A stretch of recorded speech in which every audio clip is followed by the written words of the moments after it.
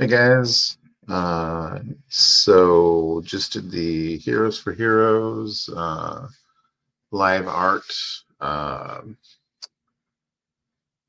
auction, and so I was doodling, drawing lots and lots of chains, and figured I would might as well just hang out and talk to people while I'm doing it because hey, I'm just drawing chains. So chains are pretty easy to draw if you haven't had to draw a lot of them. It's link, it's repetitive. It's link after link after link, but that's kind of what I'm doing right now because I promised I would do all kinds of spawn-ish flames and chains and that kind of thing. So I'm thinking I'm really tempted to like play with the flames, and so I was thinking about making maybe the chains into a spider web, but I don't know about that. And Hey, it's Richard. Hey, Richard. Uh, just figured I might as well go live and hang with my friends while I'm drawing anyway. Really had fun doing the Heroes for Heroes auction, and I figured I would just continue the party over here on my channel and do some art. So drawing chains over and over and over again.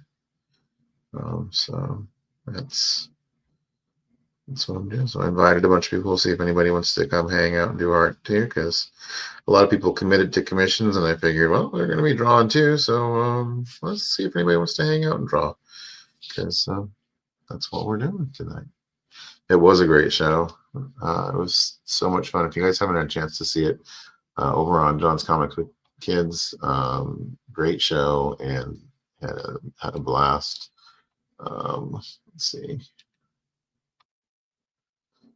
All right. Well, I invited Blinker, but he says he has to get up early, so that's all good.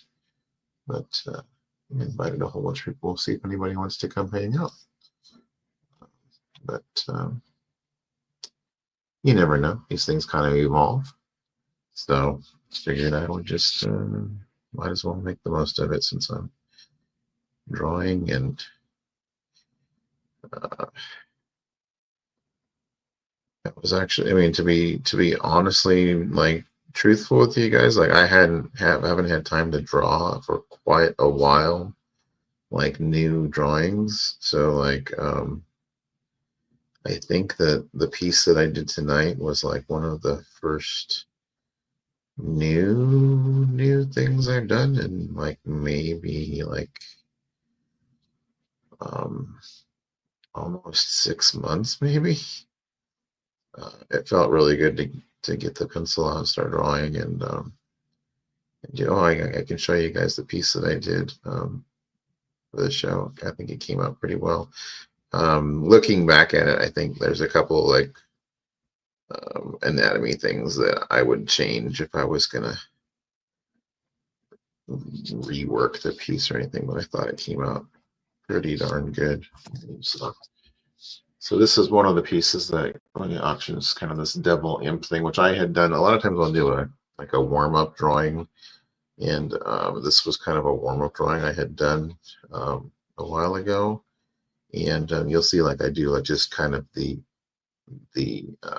directional rings of like which way is this cylinder facing, which way is this cylinder facing, kind of thing, and just kind of warming up that way. And I was really happy with it when I originally did it with the wings, the bat wing things going on. And so I was like, oh, someday I'm going to work more on that. So I just kind of whipped that out as a piece that I could work on some more tonight. And I believe John Stout ended up with this piece. Richard, you were bidding on this one too, I think. Richard says in the show he got a Big B shirt, and we auctioned off some shirts. Dr. Plagas was kind enough to offer to produce some shirts with my logo, my Swamp Thing logo on them for people. I don't even have one yet, and so people are gonna have my shirt before I do. And you got some custom artwork from Travis and a Silver Surfer watercolor painting from, I believe, from Philtastic. So yeah, I think you did really well, Richard. I think John made out like a bandit on some stuff too. So uh, some amazing artwork that was given away, or not given away, but sold on that show. So you did bid on this one, but you lost out on it. Yeah, but I appreciate you guys like being there, Richard. I really do. Like and bidding on the artwork, and um, without you guys, this stuff doesn't happen. I mean, but it was really cool, and I was super appreciative to have John from John's Comics for Kids and Travis there. And Bronze was able to hang out for most of the show and talk with the people in the background and let them know anything that we missed as far as like details about Heroes for Heroes. And if you guys aren't aware that that's going to be the big show is going to be coming up on the 16th. Yeah, Ron says that guy is a douche. Hey, buddy, love you, man. So, oh, and man, Ben Taz, uh, that guy, and Bronze didn't even hop on the stream and draw. No, you have so much stuff going on, buddy. I get it. It's all right. But Ben Taz, I'm so happy that he tested his limits. He had an accident a while ago. If you guys aren't familiar with Ben Taz, he does art on our Best Coast Comics show, and people just love his art. But I hadn't talked to him, or I wasn't aware that he had this injury, and he hadn't actually done much drawing in the last like 10 years, and he said he didn't feel like he wasn't sure he was going to be able to produce art in the way that he would feel proud of. And oh my God, he knocked it out of the park with his piece that he did. He did an homage to Dave Stevens' piece, the Planet Comics piece, and it was amazing. Uh, Bronze says it wouldn't have been good for me because he can't focus to draw on a stream, but we nailed it. Yeah, I was super happy. We cleared what was almost over $1,000, right? For the charity tonight. So that was super cool. And so yeah, uh, but yeah, we got it up to 1550, but it was at like 1525 before, right? So we made $1,025. So that's super cool. So I think I'm gonna try to, like, I don't know if you guys know, but like I love my favorite thing about drawing. I love drawing motion. So I think I'm gonna draw like the flames kind of like enwrapping these chains coming out. So I'm like swirling around the chains. So work on that a little bit. But my favorite. Somebody asked me, like, "What's your favorite thing to draw?" I go, "Motion." So, oh, I was going to show you guys the piece that I drew tonight. So the piece that I drew tonight was this one. So that was the piece that I drew, and I was really happy with the way that came out. Having not actually been able to do drawing or anything for a while, and just picking up a pencil and sitting down and just immediately being able to pull all the angles and whatnot out of my head. I thought that came out pretty good. So baby got back. But yeah, Travis's Captain America piece was super cool.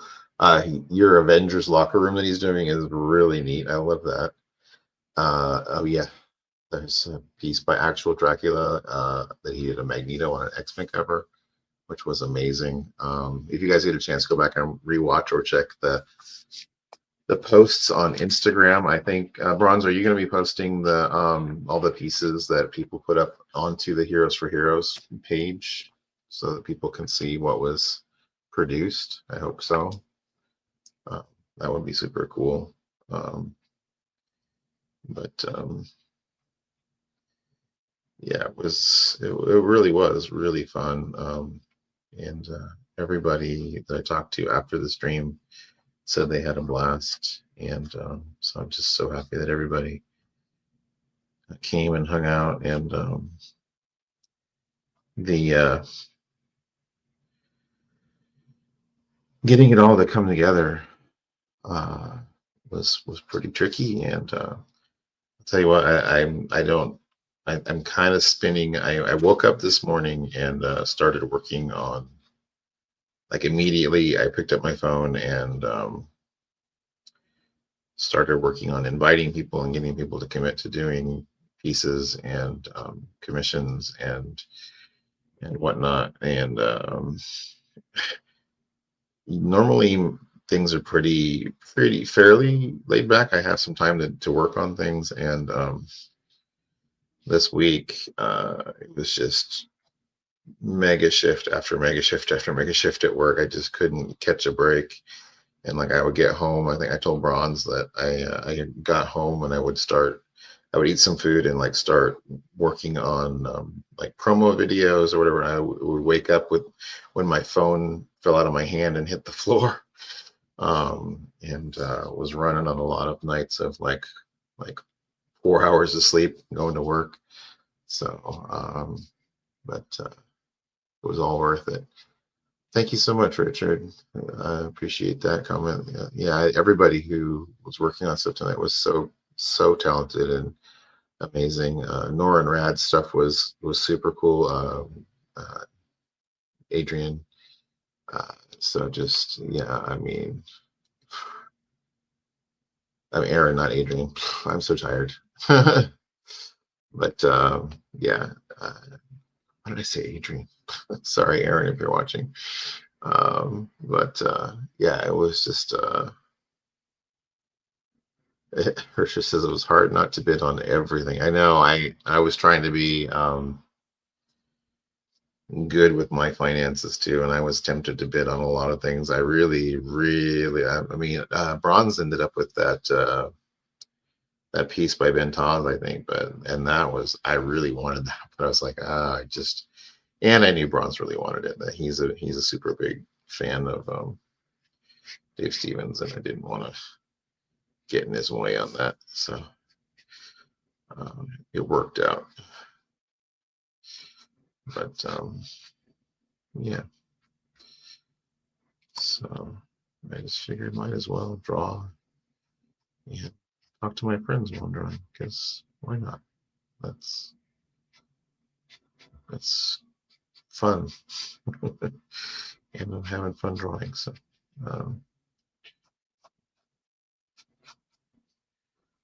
but yeah. So yeah, if you guys don't know, the main event for Heroes is next weekend on Saturday the 16th, and there'll be a bunch more artwork there, a lot more stuff by pros that are gonna be there. David Mack stuff, and I'm so tired, I'm not gonna remember any of the stuff. Bronze, you're gonna have to do it again. Put it in the chat. What is it how many cool people are drawing for us or have drawn for us? I know Mark Bagley, right? Chip Zdarsky. So just a ton of like cool professional artists, as well as a bunch of really great books that are donated. And yeah, I think we're gonna blow away our previous records for. And Chip did the Spider-Man, that's right.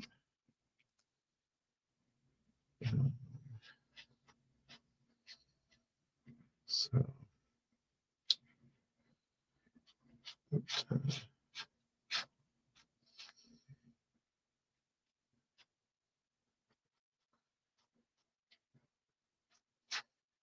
I was just super impressed. It was really neat to watch everybody's process that they use when they're drawing, and being able to see that as well. And it was hard for me because I was trying to focus on kind of co-hosting the show with John and drawing at the same time. So I felt like sometimes I was not focusing enough on what was being said, or not focusing enough on what I was trying to draw. So it was just kind of difficult to juggle that. But it was a really great show. Really, really great show. That shows that I'm old. I use that quote, which was old when I was a kid, when that stuff was on cartoons and stuff. But it's old. I can't even remember which celebrity it was that talked that way. But there was a celebrity that used to talk that way. I'm going to have a really, really great show. But yeah.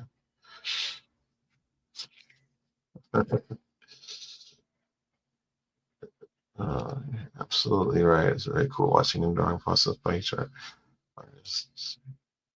No, I figured I was drawing. I might as well hop on and do some more drawing on stream and just have fun talking to people. I really enjoy it. So,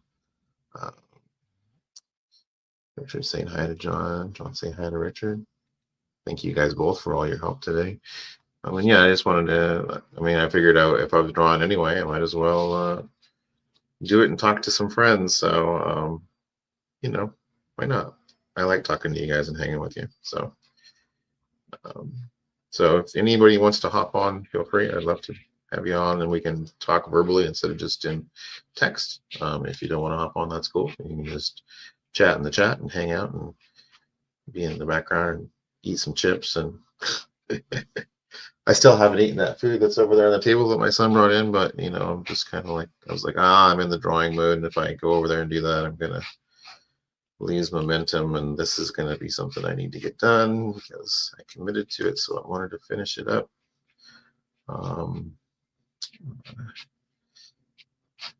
It's another thing that I'm struggling with is like things that I have offers of making money doing some artwork from several people, and I'm not following through with a lot of that because I just, allow myself to get distracted by other things.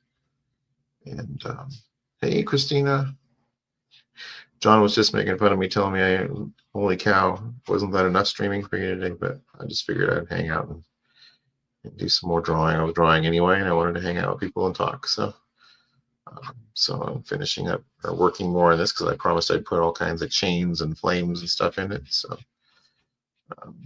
working on that. And so that's what we're doing here now. But yeah, I need to get better at. I've been toying with the idea of doing like a video series of how to fail yourself and not fulfill your promise as an artist, because I've had so many opportunities throughout life that I've not taken every opportunity and succeeded in the ways that I probably could have. But that's on me. So,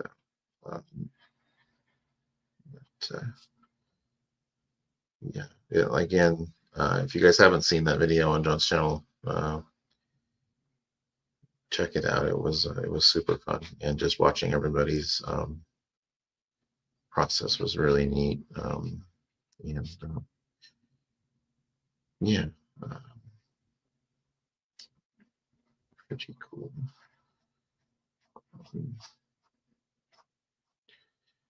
And we're going to have Richard up here in the Pacific Northwest next week. That's going to be pretty cool. Going to bring his lovely wife up here with him. He's got some work stuff going on, but he's going to be up here, and we're all going to get a chance to hang out together, and that's going to be super cool. So I'm excited for that. And I think the plan is we're all going to try to broadcast the big show from my place. So we'll see how that goes. But,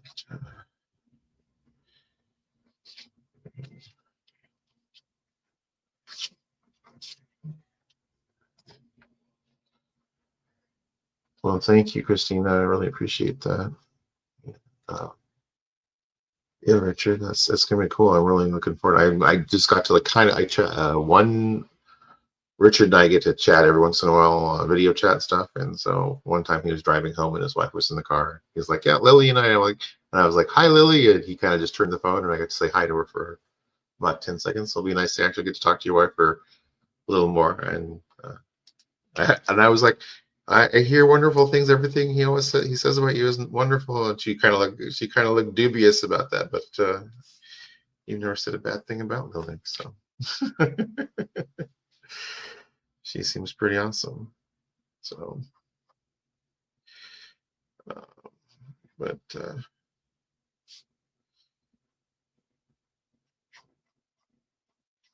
and yeah, and thanks John for putting Richard as a moderator. That was pretty cool to have him and Christina. We had all kinds of questions going on throughout the thing. You guys killed it. So, very cool.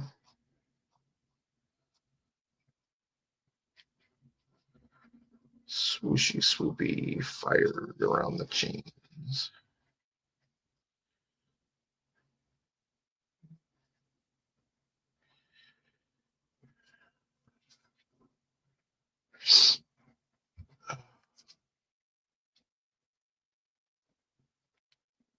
David Mack looks just like it does look quite a bit like Lily.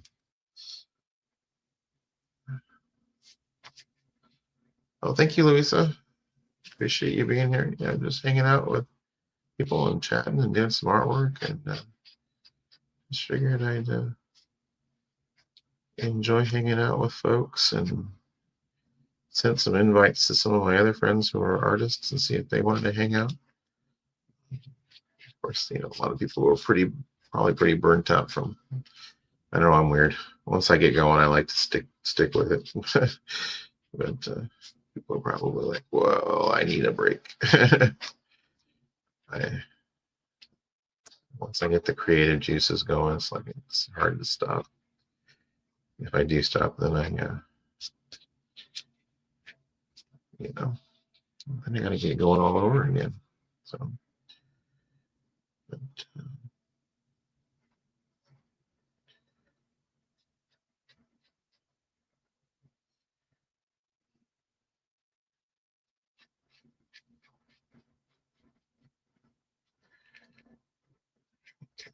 fire coming around that side.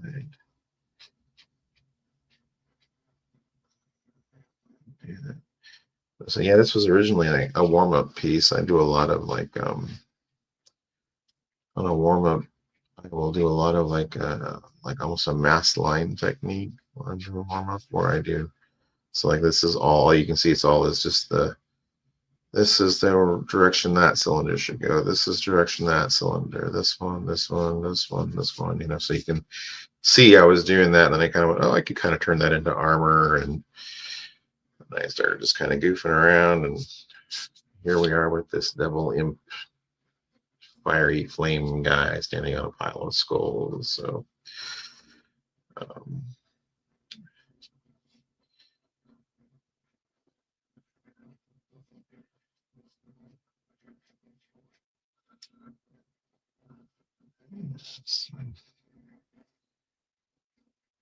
yes, I'm really looking forward to next week, and it's going to be fun.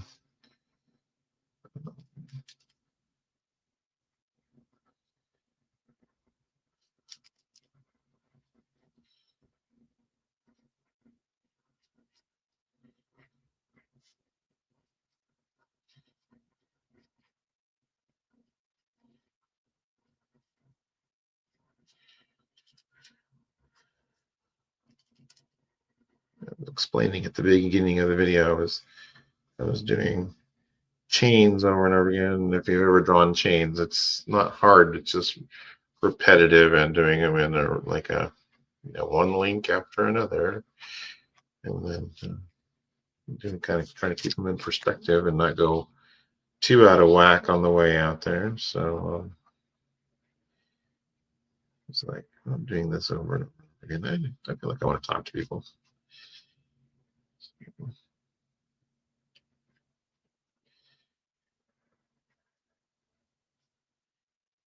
One thing I love, like I really like rotating objects in my. It's how weird. Rotating objects in my head, how they should look. So like the skull, like how much tilt changes that what you would see between the the bridge of the nose and the eye sockets and the here and the this is the upper part of the cheekbone here where the jaw fits inside there. So it's just kind of interesting to look at things that way and see like how would that look if you turned that way. And I just kind of rotate things around in my head, which sounds kind of weird. That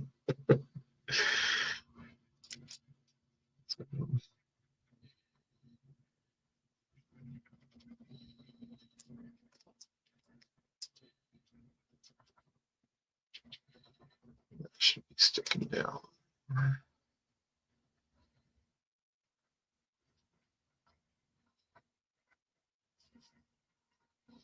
Yeah, I have. If you're watching Toby, I'm going to talk about your band. I have a local guy that's a friend of mine who has a band who has a bunch of artwork that he needs done, and I told him that I would work on that, and he's kindly offered to pay me for it, and I have not got it done. So I apologize, Toby. I know I need to get that done for you. His band's name is First Class Martians, and they have a logo that has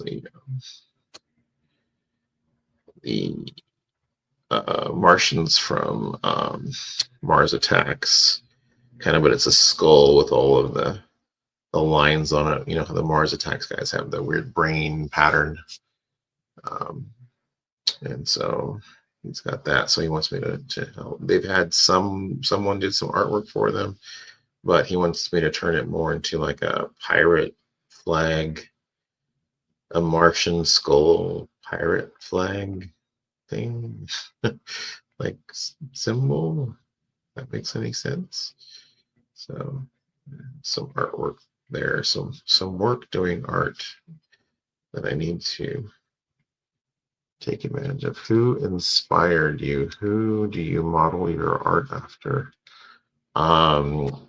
I have been inspired by a lot of different artists. Actually, our show on Monday is going to be about art that inspires, and we'll be talking about that. But some of my favorite artists that inspire me: John Byrne, Jim Lee, Barry Windsor Smith. Um, I think of some other ones. Neil Adams, uh, Mark Silvestri, uh, Arthur Adams for sure. Very talented artist that I really love his style. So yeah, a lot of different artists that have inspired me, and I've modeled at different points, modeled my style after. So yeah, uh, and you kind of study those styles, those folks' style, and then you come up with a style that kind of becomes your own.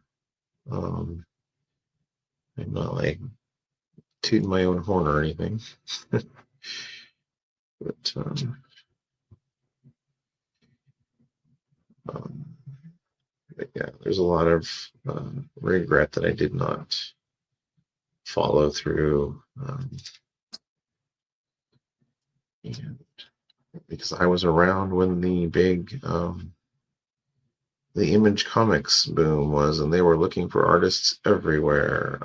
But it was just the timing was always wrong. Like we had just had, I just gotten married, and my my first son, and there were other priorities to take care of other than following my personal dreams of like wanting to be an artist. You need to take care of your family first and foremost. Oh, hey, there's somebody in the background. It is Drac. Hey, Drac. Hi, Drac. Hey, how's it going? Good. How are you, buddy? Yeah, not bad. I'm in the mood to draw. I was like, might as well just draw and hang and talk with people. So Yeah, no, I was drawing as well after the show too. So it's like might as well, right? So yeah, it was. I gotta say, it was really inspiring to watch everybody else, um, and see their process as they're doing their artwork. It's really neat. yeah. I mean, it's hard. I mean, I couldn't really watch what everyone else was doing, but Yeah, I mean, just kind of out of the corner of my eye, I would look over and kind of look at what you yeah, were doing or what Norrin was doing, and hmm it was really neat. So yeah. I just mean, everyone's pieces were great. Uh, yeah, it was so fun to just to get to hang out and do that. So and again, thanks again for showing up and doing it. It was a great cause and really fun to hang out with everybody. yeah, definitely. Yeah, I was saying at the beginning of the stream, like I was a little nervous because I hadn't been able to draw. Um, I've just been so busy with life and everything else that's been going on that it probably been like 6 months since I actually picked up a pencil and done any drawing or anything. Oh, really? And yeah, I just sat down and the first thing I just started drawing, and that came out pretty good. I Yeah. think like I I think that the torso is a little bit off. I would probably, if I was um, perfecting it, I would probably move this and make her torso a little thinner. Um, but the upper part, the rib cage seems a little bit on the thick side, but um, although it's all right. Still looks pretty good to me. Yeah. What's that you're working on now?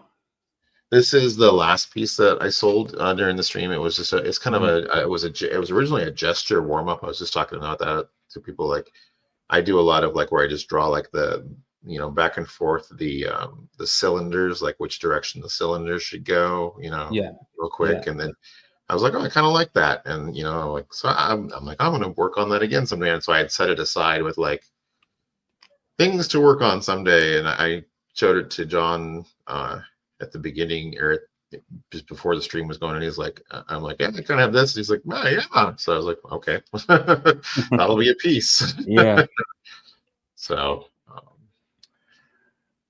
so yeah, so I'm finishing this. This is Awesome. the last one that sold. So and all it was the devil guy with the wings. There was no detail, and I said I would put a bunch of chains in there, and I'd put skulls and flames, and so that's kind of what I'm doing right now. Nice. Yeah. So what are you working on? Well, I was working on so I was working on a pinup. Have you ever read any of the Tough Stuff comics by Kevin Delgado? No, I don't think I have. He's indie creator uh based in Buffalo. Uh-huh. Um and he's got this comic Tough Stuff. Hold on, let me pull up let's see here. It's about this crazy cat basically. Uh See if anyone in the chat is familiar with Tough Stuff. Okay. Well, I Um, know Richard's a big fan of cats. that's that was tough. That was the first issue he did. So Oh, it's that's like this cool. crazy uh it's like a it's like he's like a crazy drug fueled just like maniac. Richard says he's And from Buffalo, and he's like, "What cats?" yeah. Um and so he's done a few of these books. Um he did this one. He did Tough Stuff Goes to Rehab. He did a couple other books called The Toughening. Anyways, his next one is he uh,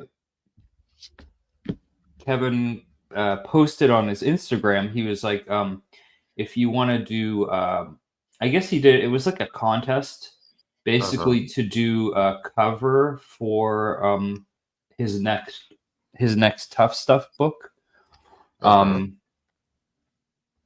And so I sent him. I just sent him some of my artwork.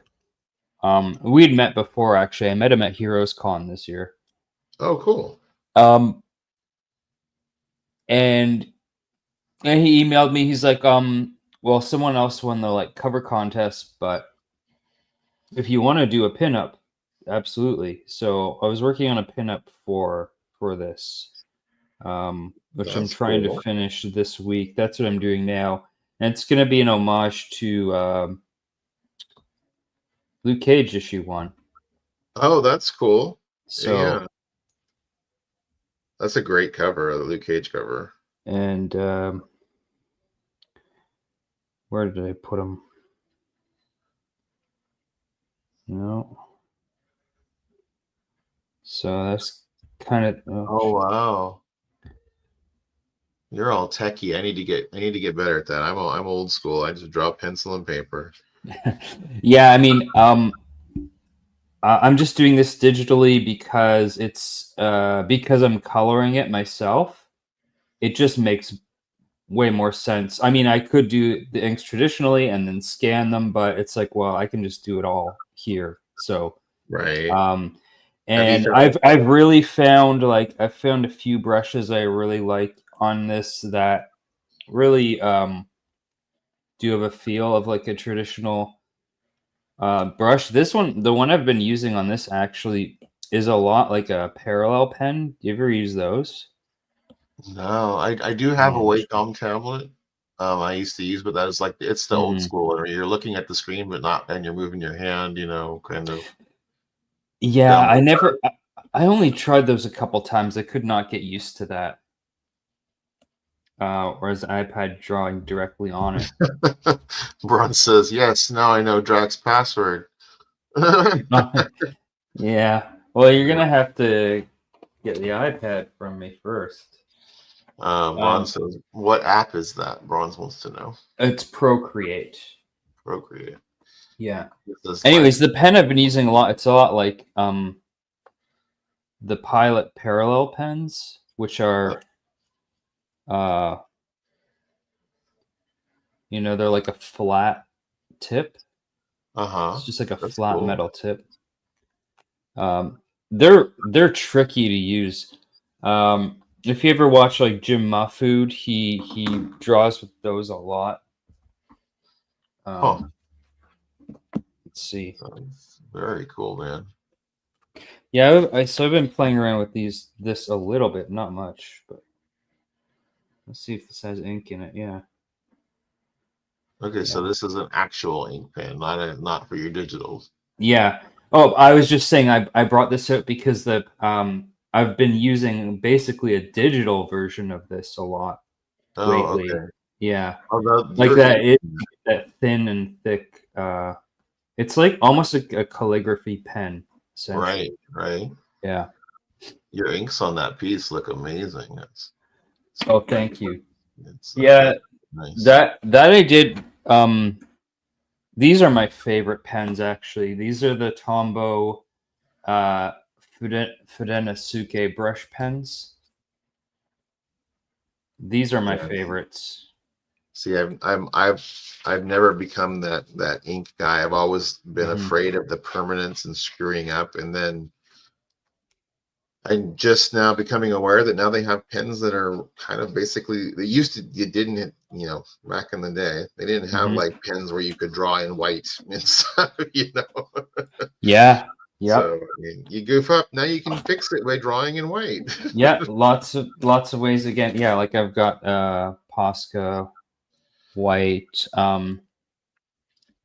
This is a lot of artists use these, and this is my favorite, like whiteout. It's literally whiteout. It's Oh, like really? That's Pentel cool. correct. It's correction fluid, but it's like it's great for actually like drawing lines, Yeah, it looks like action lines. That's dots. really Yeah. cool. Yeah. Yeah. Mm-hmm. Very Yeah. cool. Okay, everybody, there's tools of the trade. He's teaching you. Some of them, yeah. Yeah, that's Yeah. cool, man. That's really cool. Yeah, so whenever I've done inking, most of my inking is digital, and I've done it just through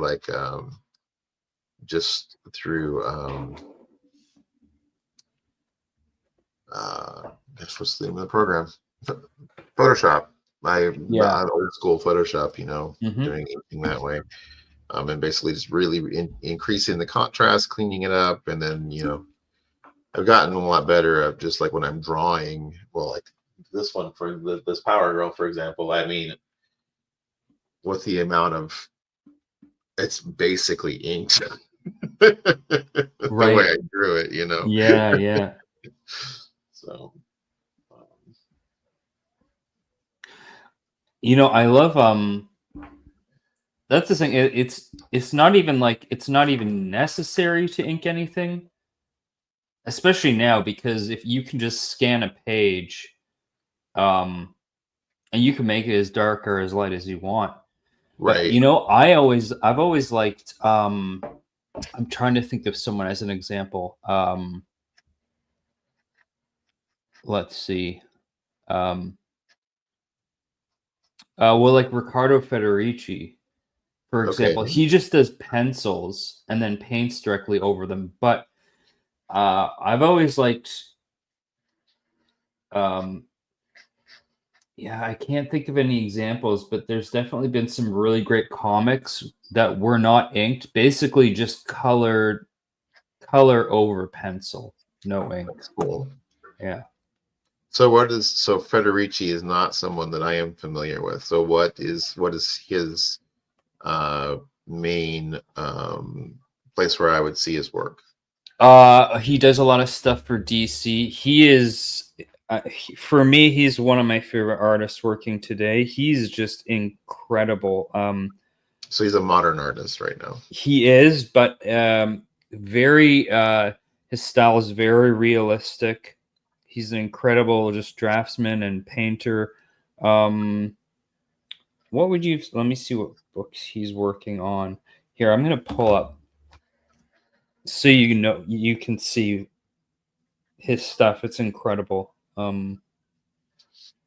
Carter. I'm sure when I start listing off my inspirations, people can go, "Oh, he's old." So Oh, I'm like, here's a this is a pencil drawing. Yeah, his pencil drawings are just insane. Um, "Hey, Zars, welcome in. Thanks for hanging out. We're just hanging out and drawing and talking about tools, the trade, and favorite I mean, artists." there's just one panel he was working Oh my on. goodness! Wow, What is that? Blue Devil. that's amazing. Yeah, I love that. trying to find some. There's Wow, that's really good. yeah, there's Batman and Joker piece. Wow, very. I can see where you're talking. Why he's one of your favorites. Oh yeah, that's so good. Yeah. Oh my goodness. Yeah, yeah. Wow. But what I really love, like he's a great painter, but what I really love are just his pencil drawings. They're maybe I'll just pull up his Instagram maybe. I'm trying to think. There's somebody that I've been watching on Instagram recently too. That trying to think of the name of the guy. This stuff is amazing. He's been doing a lot of like Hellboy drawings, and it's like a lot of very like mass line kind of stuff. Mm-hmm. Um, no, I'm not going to be older. Pull his stuff up. But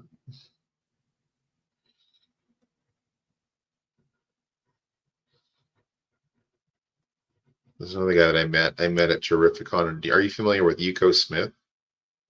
No. His stuff is like beautiful. It's like he works a lot in like you're saying, like painting right over pencils. He does Mm-hmm. watercolors. And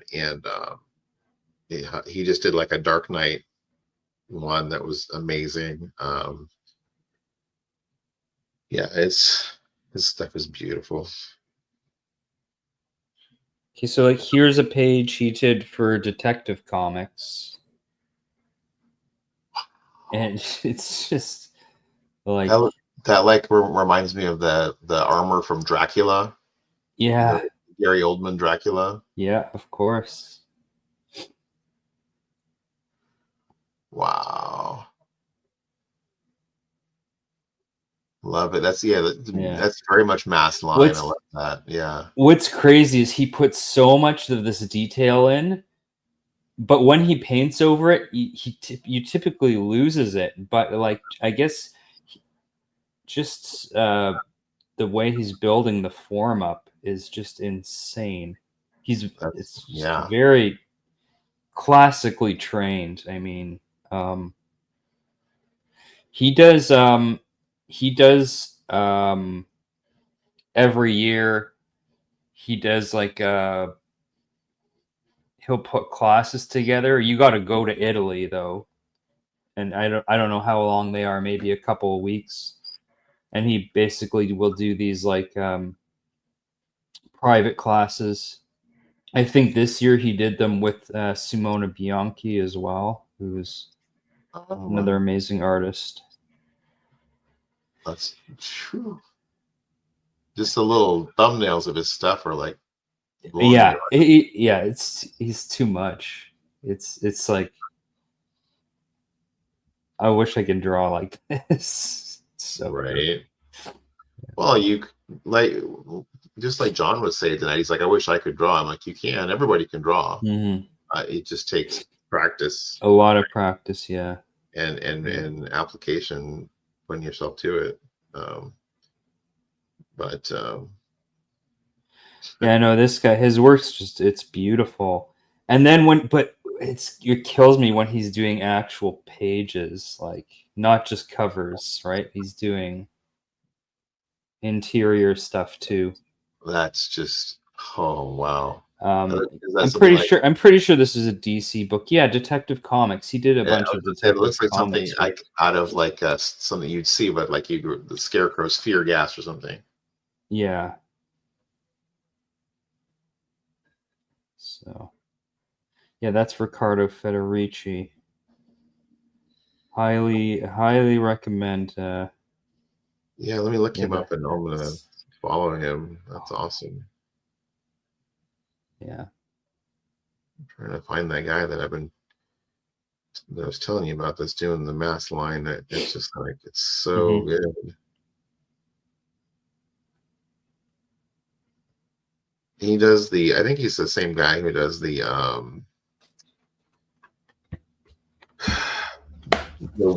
witches stuff during Halloween every year. You know the guy? Um, I'm not sure. No, Oh my which gosh, I'm trying to stuff? find him. Yeah. I'm just not I'm badly translating what I'm trying to say.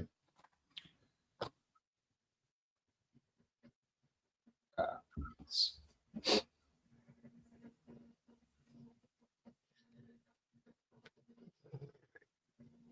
Keep refreshing my feed. His stuff he pops up all the time in my feed.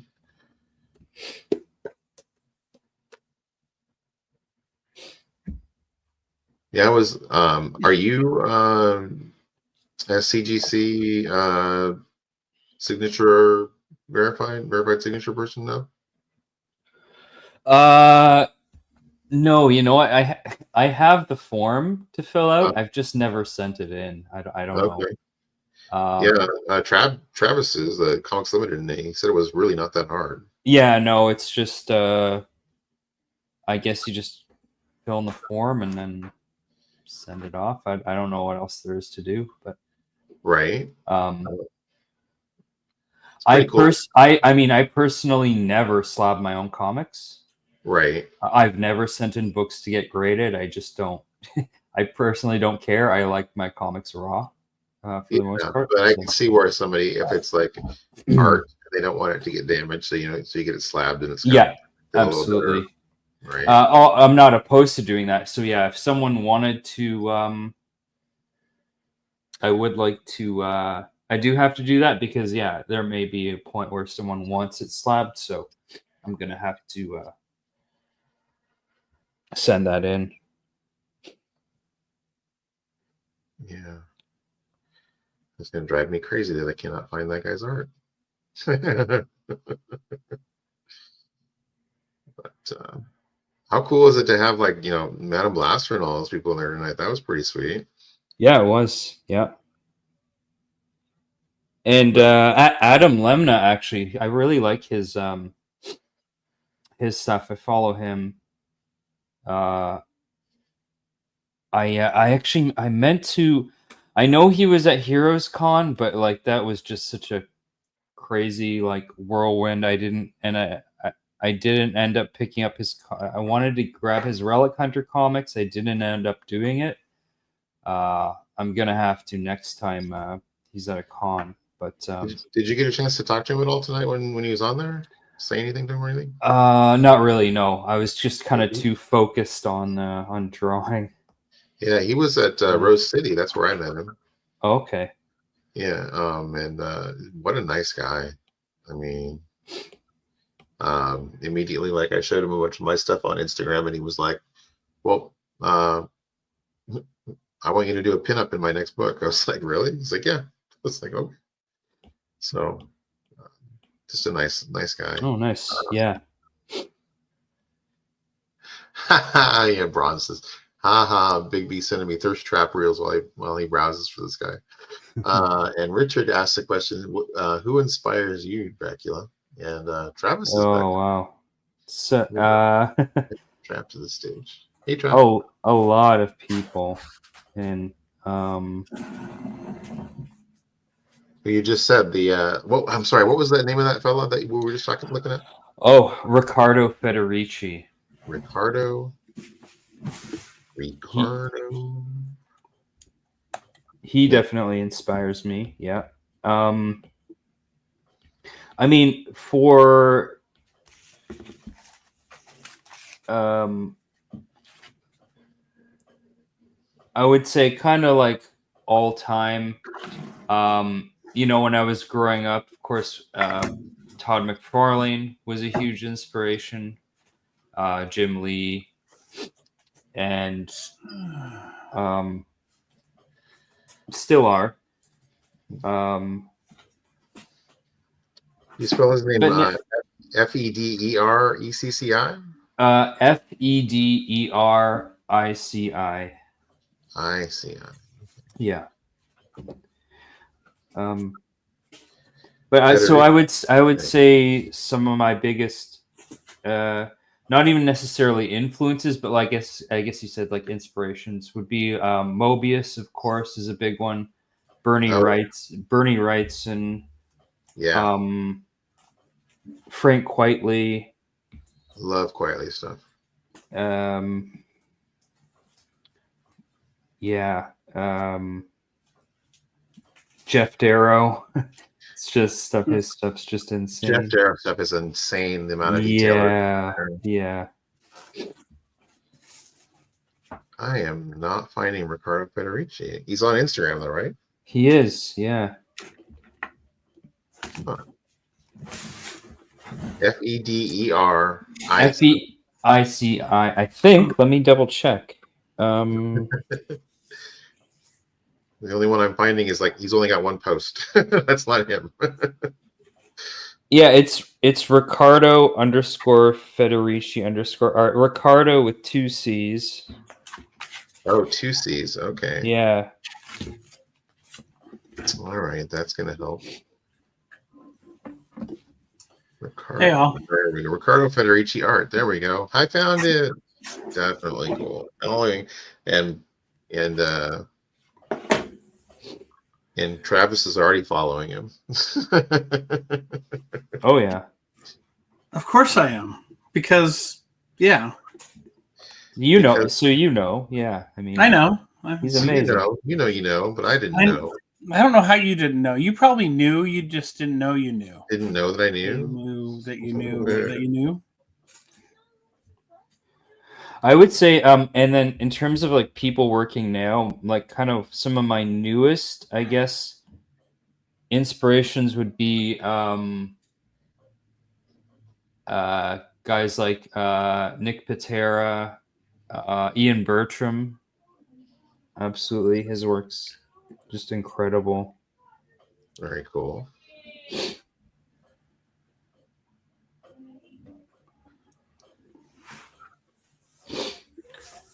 I want to. Oh, hey, Richard. I want to find a tutorial of like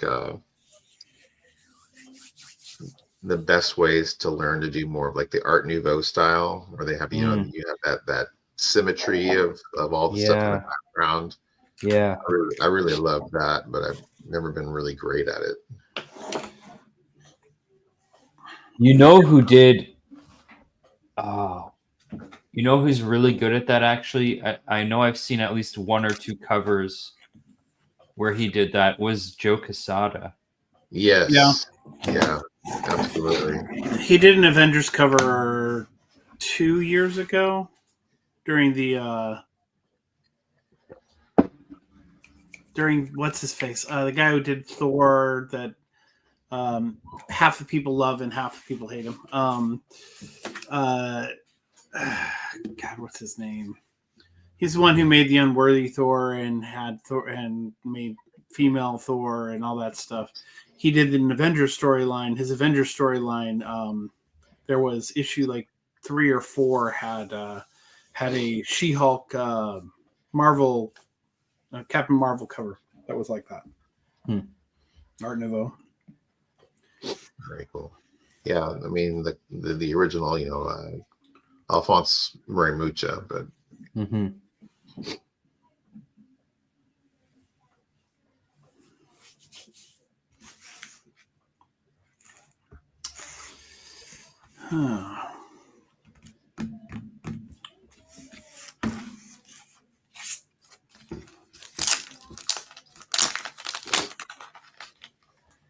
something else that like modern people that I like what's her name? Jenny Frisen's been killing it. Oh, always, yeah.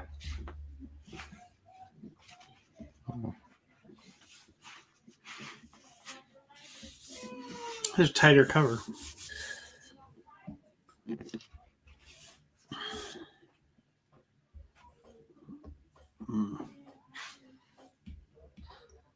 I guess DC's knocked out of the park with all that absolute stuff, huh? Well, it's well written.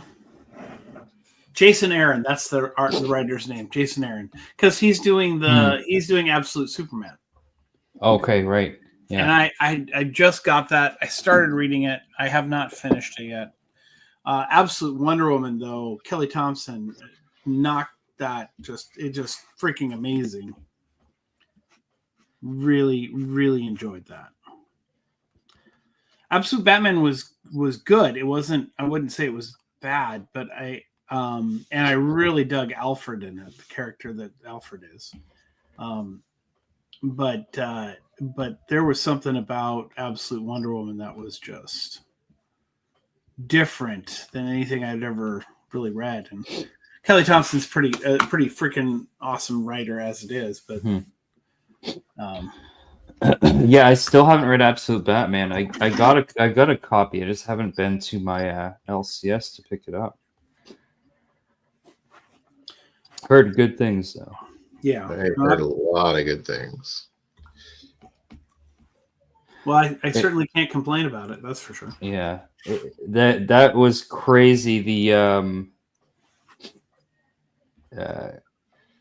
see Nick Dragota's cover. So the cover for issue 1, I guess the first printing, sold for I think it was $70,000. Wow. Yeah, Wow. That's That's- insane. that's the goal. For a modern piece, it's pretty crazy. For a modern cover, yeah, that is that's like that doesn't happen. Not that high. No.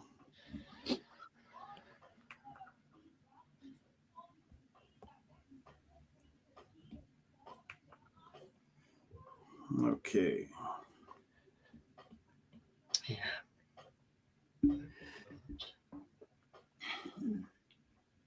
It's gonna bother me. I get on these rabbit holes and I just can't let go. What is it? Oh, this artist that I've been seeing a lot of his stuff in my feed. I'm really enjoying it. I can't think of his name. And you can't look at your feed right now. It's not popping up in there. None of it.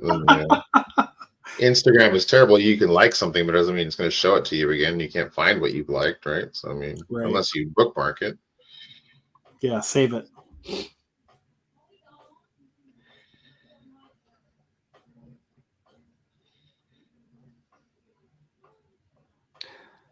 Yeah, that's what I do every time I come across like a new artist. I'll save one of their posts so that I will remember. That is a good plan, my friend. Yeah, except now I have hundreds and hundreds of saved posts, so Right. yeah. Well, that's good though. Well, it's good because like if it's someone I find and I like, I'll follow them, but then I'll also just save one post so I know, because I also follow thousands of accounts, so it's hard to, can't keep track of that. Right. Right. Yeah.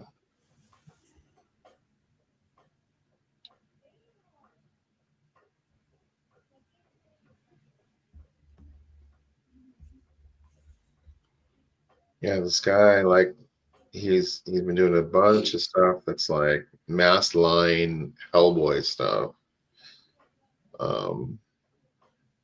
And that's just amazing. And I'm pretty sure he's the same guy who does that. It's like every October he does it. It's like this book about.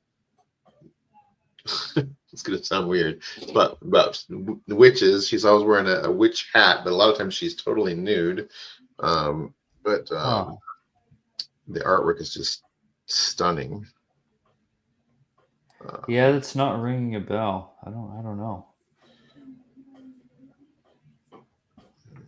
I'm trying to find it.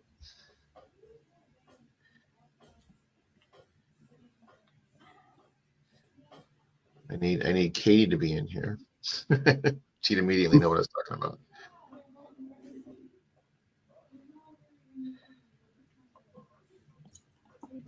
Like, oh, you mean so and so? Yeah, she's good for that. Definitely. Richard says the Instagram algorithm is so bad. It's like, oh, you like this post? We'll be prepared to never see it again. Yeah. Right. Or I've had that where I accidentally hit, when you swipe down too far, it refreshes. And you're like, no, I wanted to. Yep. Oh. That happens almost every day. Yeah. I'm never going to see that again, or I'm just going to hope I see that again.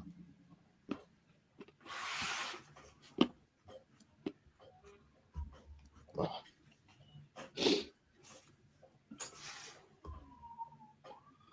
So anyone watching, guys, if you ever want to make an homage cover, this is what you do. It's called cheating. you just trace over the existing cover. No, but that is, I mean, if you're gonna do a cover swipe or an homage cover, yeah, the old-fashioned way really would have just been to take tracing paper right? I've done that before, like, and then for your basic pose or whatever it is, you don't. I mean, I guess you could just do it by eye too, but if you're gonna be drawing a new character anyway, why not save some time? Which is generally how I look at it. Yeah, no, I like the way you're doing that. It's cool. Yeah. You're getting the block lettering just right. Well, especially for like lettering, it's like, yeah, I'm fully tracing the lettering, but and then with letters that aren't there, I kind of have to just guess, kind of make letters that look like they would fit. Richard says the he's rest of doing them. something no one's ever done before, an ASM 300 homage. Yeah, that's right. Yeah. Ron says, "Stop giving away our secrets, Jack." Yeah. I want to see. I want to see. I'm pretty sure I have another cover homage on here. Let me see. And the only cover homage that I've done was from the back of the Rocketeer. It wasn't Rocketeer. It was the Pacific something comic cover, which on the back has the Rocketeer in the standing on top of the building, where he's kind of posed. And so I did a Iron Man homage to that. Okay. In fact, I can probably pull that up. Pacific Presents. Pacific Presents, yeah. On the back of it has this really cool Rocketeer pose by He's holding the flag and everything, right? Yeah. What was the guy's? What's that artist's name again that everybody was talking about tonight? Dave Stevens. Which now that I've done that and did that, and now I heard, well, you can reach out to the foundation and get their permission. Now I feel bad. Like, why? Don't worry about it. I did write after Dave Stevens on the cover, so I did give credit where credit was due. Yeah, I don't see any. No, maybe not. Okay, well, this is actually one of the first pieces I ever did on my iPad, the Wolverine homage that I made prints of. That's a homage to the Wolverine from the Wolverine miniseries, right? That's right. Yeah. With the turtles. That's cool.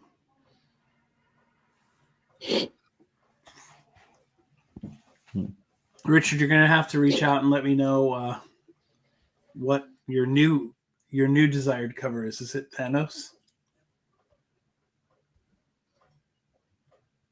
Oh, because he got to see that guy's the Infinity Gauntlet piece that the tattoo guy had done. He was really hoping that was going to be up for grabs tonight.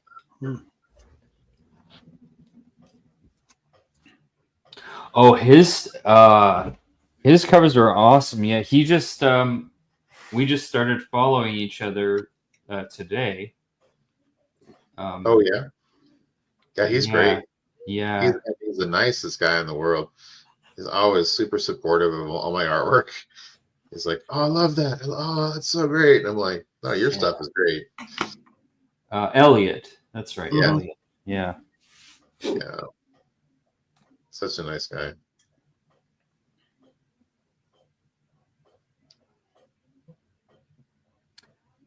Yeah, that's right. Yeah, he was just on Katie's channel.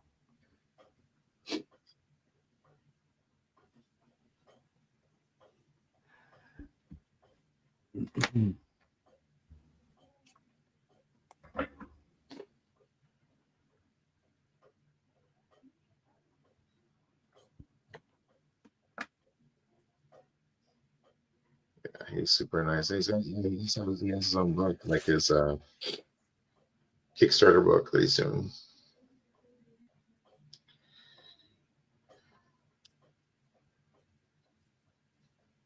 Oh, here. So this was speaking of homages, this was, I think, the C3 auction last year. I auctioned off a commission. Who got that again? It was. I'm trying to remember who it was. Anyways, they wanted an homage to a Web of Spider-Man issue 1, but with Nightwing. That's cool. Cool. They did that. What was Spider-Man? I'll always remember that cover because, like, it was. I had a subscription box when I was, a kid, and you can't always afford all the stuff in your subscription box. So Mhm. I'd always ask my parents to clear my shelf for Christmas. And I remember opening up one of my presents, and there was Web of Spider-Man #1 on the top. I was like, "Oh my gosh, I'm so excited!" Yeah, I thought that was a great idea because that's it. To me, it's such an iconic Spider-Man cover, but it's one that has not been homaged to death. Like, Right. I think Yeah. I think the most recent one was just Venom separation anxiety. But I don't really know a whole lot of other ones that have homaged it. So yeah, neither do I. It's it's a really great cover. And it's actually a really important Spider-Man book. People don't realize that's the book where the whole bell tower scene happens, where he's tearing the suit off of himself. Oh, Yeah. is it? Okay. Yeah. I mean, it's been so long since I ever read that thing. So Yeah, but a lot of people don't realize that that's like how important that is to the Venom story arc. Here's the Dave Stevens homage. Actually, I'm going to turn off my light briefly so I can show it without it being not so blinding. Yeah, that one came out great, John. Oh yeah, that's awesome. Yeah, Mr. Aiken's got that one. Yeah.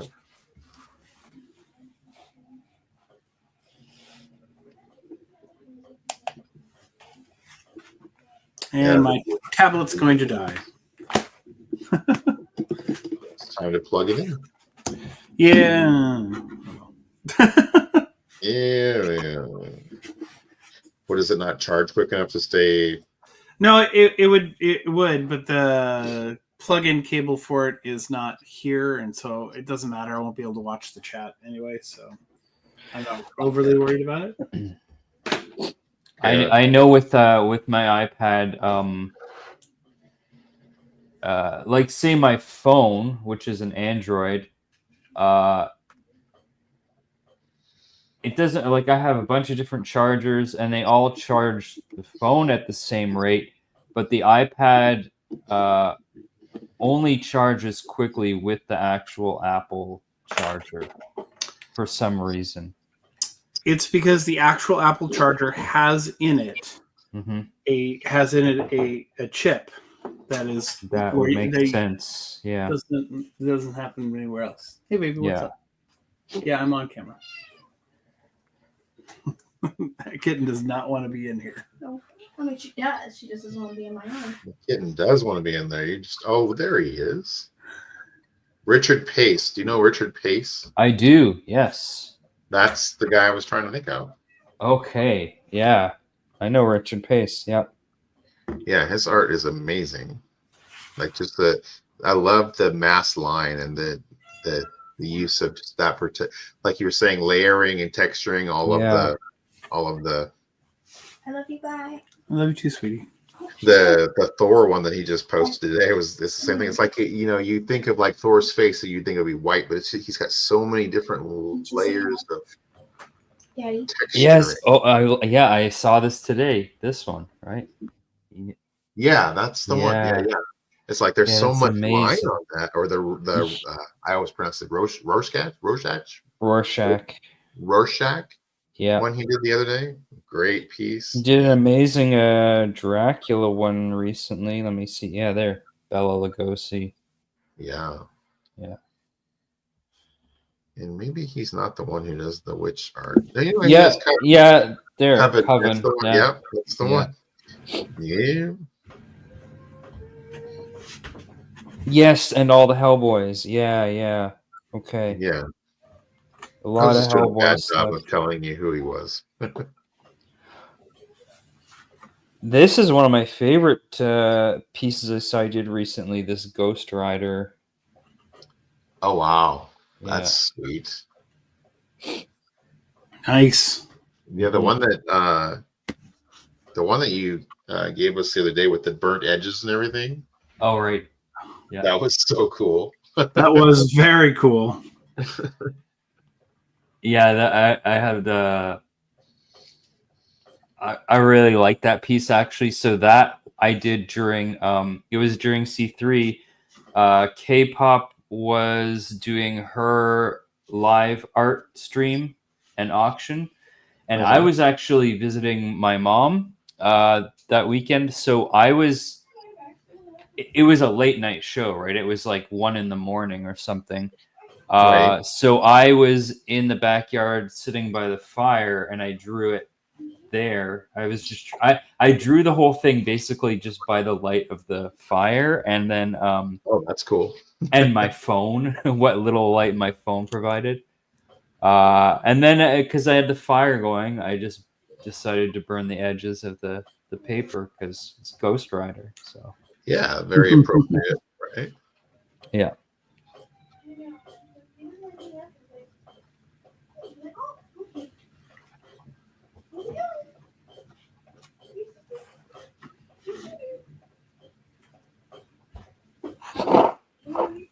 So Travis's daughter has been she's been doing animation with like Transformers figures and stuff. She got a bunch of us to do voice acting for her, and Okay. she's been sending the voice and it's been hilarious. So we can't wait for that stuff to come out on Travis's channel. Yeah, a couple weeks here from now. They have a whole week called Decepticon Week. I got to do who was my character, Trav? Which jet was it? You did you didn't do Thundercracker? You did Yeah, Skywarp, right? Skywarp, Yeah. yeah. I gave him the Jersey accent and everything, and yeah, it's fun. It was fun. Yeah, and I'm her Starscream. Right. There is a video on my channel of Comics Limited has fallen. yeah, Comics Unlimited has fallen, which is and it's a takeover, Starscream takeover of my channel where he's going to try to mind control all the humans using the videos of using the video of power of video. So did you do like the Starscream voice? I He did. did a pretty good job Oh, with yeah? the voice. Yeah, I was impressed. Yeah, it's the practice sound I use is I say Megatron a bunch of times over and over again as snidely and as callously as you can. yeah, so just start off with like Megatron. Yeah, that's pretty good. So Yeah. yeah. We were at first when we were first talking about it. I started looking up voice changers to see if a voice changer would be appropriate, and we did. I recorded it with a voice changer, and she didn't like it. I like. Have you seen you guys both seen Transformers 1 yet? I just watched it was just watching it with the girls, so I didn't see your message about the drawing together. Oh yeah. I like that they had what's his name that played Starscream, and then he gets strangled, and that's why his voice gets all screwed up. Yeah. Well, and it's funny that they make fun of that too. That's what's even funnier. Is they make fun of it happening. I thought it was hilarious too that the Transformer insulted one of the Transformers insulted the other Transformer by calling him a GoBot. Yeah. That was hilarious. Because back in the day, when your parents went out and bought you a GoBot instead of a Transformer, you were the laughing stock of the neighborhood. You told people that your parents bought you a GoBot? No. But I'm saying, people that did that, No, because then Travis would laugh at me. Oh.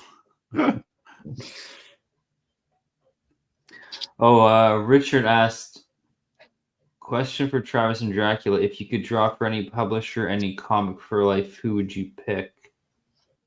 That's a good question. For I life. mean, So that mean you for have to draw life, forever? yeah. Wow. I I don't don't know know. if I'd want to draw for somebody forever. Indentured servitude. I know. I mean, my default answer would be Batman, but I feel like,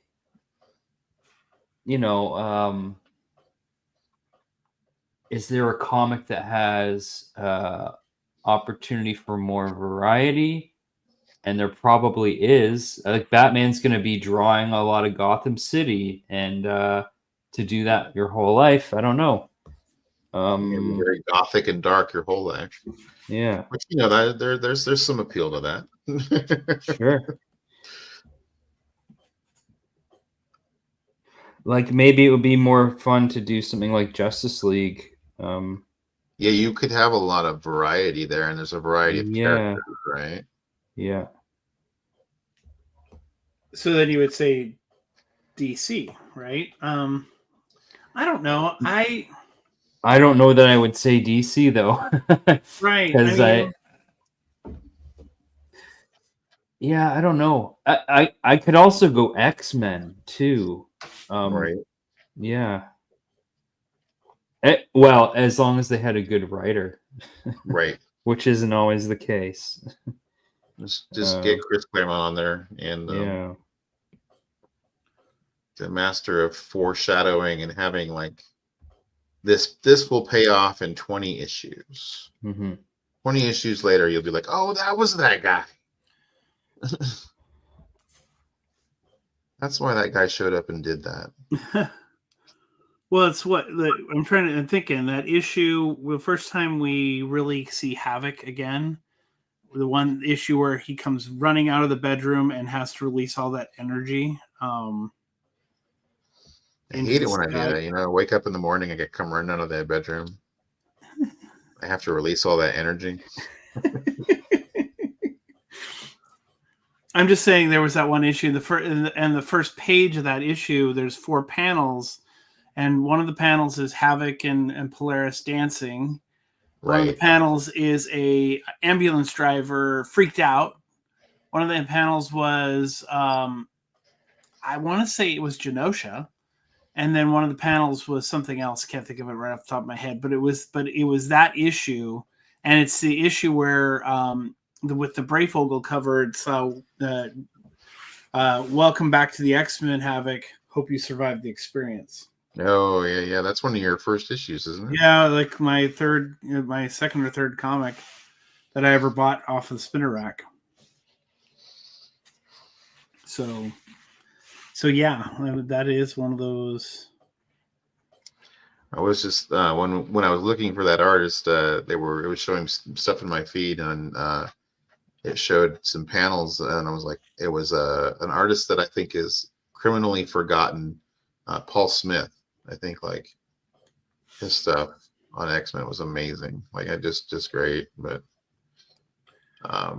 well, so you're criminally forgetting his issues he did of X Factor. No, I was just gonna say he came back and did X Factor, but his art wasn't the same, and I don't know why. I think it was the inker that he had, maybe, or something. You mean he didn't have Terry Austin inking him, right? Yeah, like he had on X-Men. It didn't have the same impact that his art had when he was on X-Men back in the day. Yeah, I don't know. I mean, I went back and I've recently looked over those issues. I think his Celestials in that are fantastic. I think when you look at it and you see it, I guess when I see things now that Jack Kirby created and how other artists have drawn them later on, I find some more satisfaction to it. Like the way he drew the Celestials in Eternals and or even just that whole New God feel of characters that he did. They were just so immense and so big and so powerful. It was so amazing and so different compared to the other things that were being drawn at Marvel at the time. And I mean, not that he wasn't drawing most of the things at Marvel at the time, but it really that's one of those things that kind of, whoa, that's a chunk. Look at that. That's what? The What chunk. I got a chunk of something on the end of my nib chunk here. of paint? No, a chunk of ink. Yeah, I don't know. I gotta Ink? find a place to stick it. Mm. Ew. that would have been a blobby mess.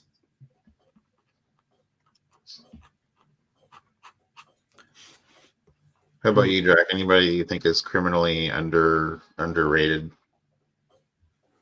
Hmm. under remembered? Oh yeah, there's got to be.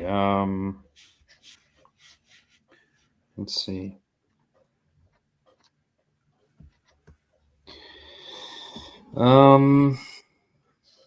Who's underrated? Like, you know, I like have- not enough people talk about this guy. Yeah. I mean, if that's the case, I'm probably not even going to remember their name. I'm terrible with names. No. Well, I'm trying to think of like people or story arcs in a book that you thought the creative team was so great, but nobody ever talks about it anymore, or that kind of thing, you know. Right. I'm going to say Norm Breyfogle.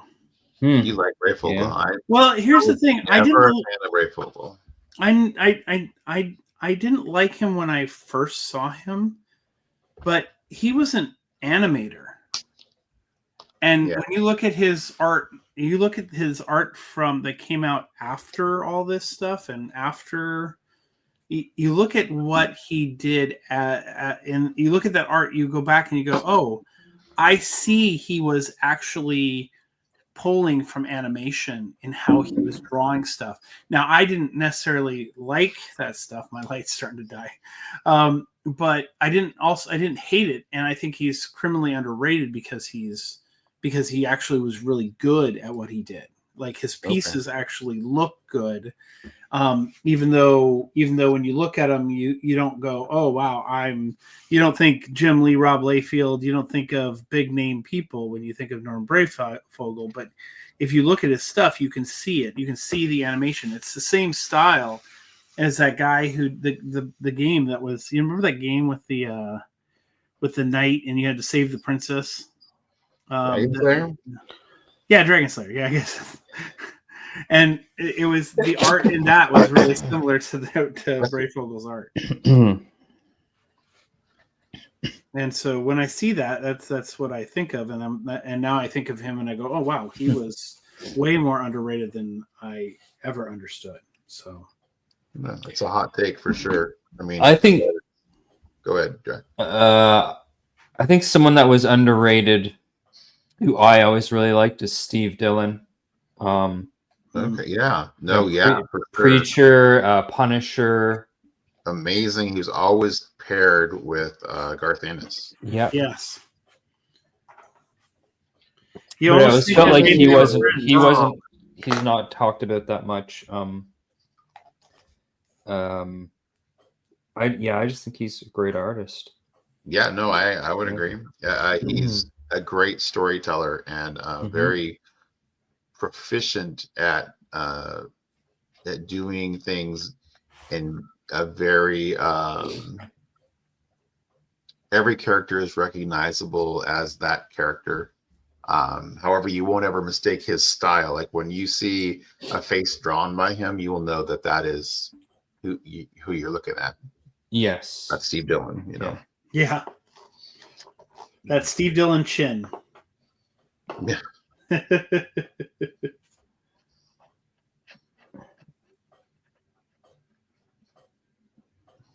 I was just looking at my artwork. Now this is something nobody else is going to be able to relate to except for me and Trav, but my artwork that Eric Johnson had inked back when we were doing the stuff in high school. It was like he was so enamored with doing like a Barry Windsor Smith angle to everybody's jawline And I was like, I'm like, those don't even look like the jaw lines that I drew. Yeah. Another I would say another underrated artist would be Kevin Nolan. Yeah. Yeah. I love Kevin Nolan stuff. Yeah. Yeah, and that's you don't hear his name a lot. Yeah. Well, and there's another artist who has an animation background too. Yeah. Right? I mean, he has that. His style has that very distinct feel that you could see that in cells and turned into an animation. So yeah, I just feel like I feel like the only like cartoonist kayfabe used to talk about him quite a bit, but I don't recall anyone else really like. There's not people making videos about his stuff really, but he's he did a lot of work. Actually, I think one of the best things Kevin Nolan ever did for me was he created the Hellboy logo. Okay. Yeah. That was Kevin Nolan. Yeah. I think that's one of the great had logos. a question for you. What type of style is Dracula doing right now? So he's doing a homage cover for Yeah, I'm book. doing an homage of Luke Cage #1 for this comic Tough Stuff. So that's me. That cat that you have, that cat layer is like so amazing. Yeah, so where's the that is cat? amazing. I didn't name any of my layers, which so I always have to figure out where it is. Yeah, there. This is live. It's not taped. You're here.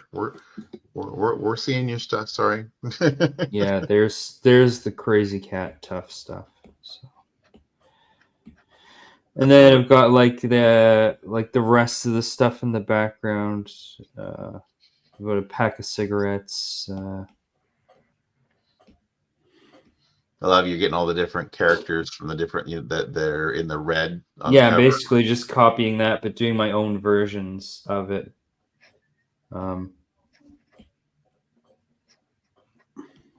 Yeah.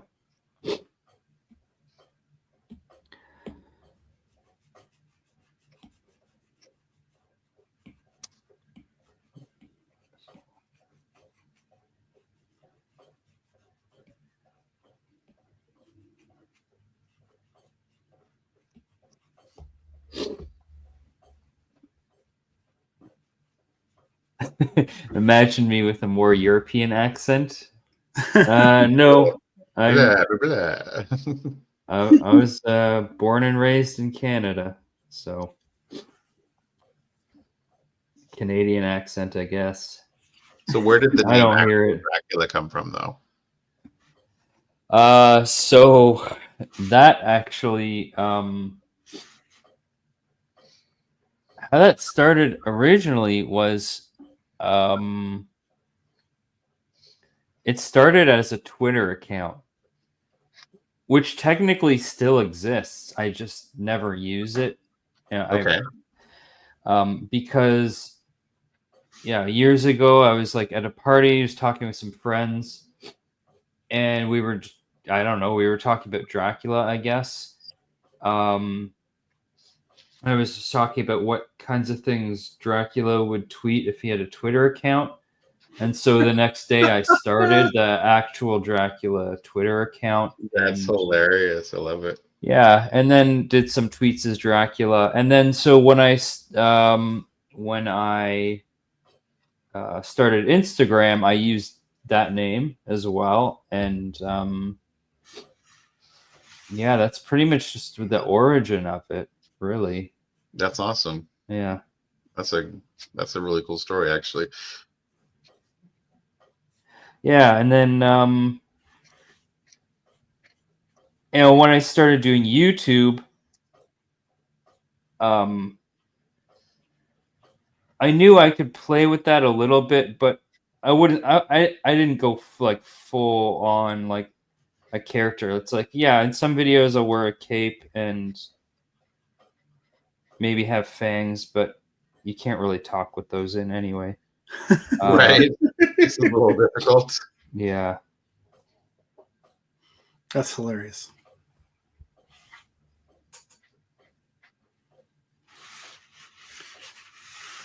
I was wondering, I was going to have to wipe that out to get that red to work really well. Yeah. Mine was yeah, Comics with Bueller and I go way back. Yeah. And he kept saying I needed to start a YouTube channel. And I was like, oh, well, someday Bueller and I will do stuff together. And so I was like, Bueller and McFly, that'd be cool. And I think we've done like 2 videos together. Oh, that's it? Yeah. Yeah.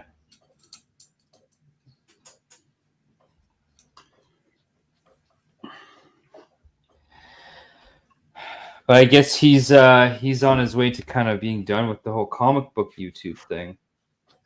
Yeah, I maybe like he had he has, it's kind of a touchy subject, I guess.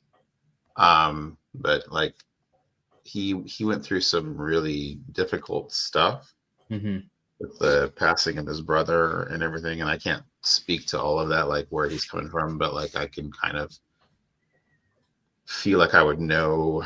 He felt like, I kind of feel like he felt like he was tired of losing, and he was, Mm-hmm. he lost his friend.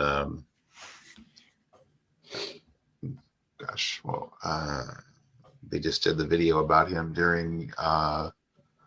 He was one of the first people they showed on the in memoriam section. One of his close friends had passed away, and then he's been, the struggle with Jen, Comics Will Break Your Heart, and all that, and her struggles, and just the difficulties with that, and then his brother. So I think he was just really in a weird space, and then when he did that video, he was in there are more important things than comic books kind of thing. Yep. And then a few days later, he was like, hey, I'm back. And I was like, I kind of figured that what was going to happen. Right. So to me, that made me think of like, well, if I ever get to a point where I'm like, I want to do something like that, I need to wait and think about it before I go public with it, Because well, I mean, it can make a really great video. it can, but Yeah. Sorry. I meant that I've seen a lot of shock videos where it's, and I'm not saying that Bueller's was by any means, so don't. Yeah, it wasn't that clickbait thing. I don't think it was just he was going through a lot of. When I read the description and listened to what he had to say, that's what it sounded like to me too. Is that he was just, he hit a wall, and it's going to happen, and you either move through it or you don't. Right. So. And I mean, there's a lot of there are a lot of people in this community. I mean, me included, who care about Travis. So yeah, there's a lot of friends in the community, obviously, and yeah. So Crom wants to know how you picked Comics Limited, Trav. So, well, actually, it's not that amazing of a story, but when I was first sitting down thinking about how, I mean, when this is like, gosh, Ruby's 18, so this would have been 16 years ago. We were down visiting my wife's parents, Kimberly's parents, in Stockton, and my father-in-law does websites, or was doing websites at the time. He doesn't do much now. I mean, he helped develop the website for I Like Comics, the shop up here that I go to, and the website that I manage. when he asked me, we were talking about how I would go about selling comics, and honestly, I just thought the idea of what I loved in uh, help me out, the movie, not the movie that's that Mr. Glass comes from. Oh, Unbreakable. Unbreakable, yeah. So Unbreakable. You remember he had his comic shop was called Limited Comics or Limited something, Limited and edition. Limited Edition, and Limited Edition was taken. And I love that. I love that idea. And so so the supervillain gets to have a really cool comic shop named Limited Edition. And so I thought, well, Comics Limited would be really cool. And so I took that name, and I've owned the domain for like forever. I mean, and it wasn't until just like last year that I put anything on the website there. But so that's how I came up with the name. Was I was thinking about if I were to have online presence for Comics Limited would be my online presence. So that's how I came up with it. I mean, it just, and then Brian did this really cool logo, and I was like, oh, hey, I think I'll stick with it then.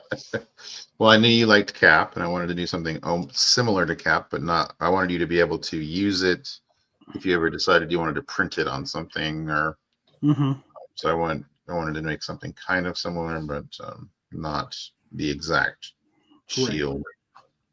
So, but thank you. It was awesome. It's awesome. You're welcome. But that's it. That it just kind of came along, and it kind of stuck, and I liked it, and that's how I got it. Okay. And he says, very cool, Bigby's turn. Well, I kind of just said the whole thing about McFly was the comics with Bueller thing, and then I liked the character Bigby Wolf in the Fables, and I also, my friends used to call me, a lot of my friends in high school would call me Big B, and because I am a large fella, and so I was like, Big B, okay, Big B McFly. So that, and I didn't want to use my real name. And I remember the first time Travis called me Brian on live stream, and I got a little upset. Yeah. But then I just call myself. I'm like, hey, it's your friend Brian, aka Big B McFly. So I'm sorry that I got rid of your you ruined the illusion that my name was this weird name. No, I'm just kidding. Because no one didn't think that wasn't your real name. No, everyone thought that was my real name. I'm sure, right? No. It's funny though, when I'm talking about you on any kind of chat or anything like that, I always say Big B. Right. But if we're talking like right now in this live stream, I would call you Brian, because I don't know how I mean, I don't know I can't think of you as any other way.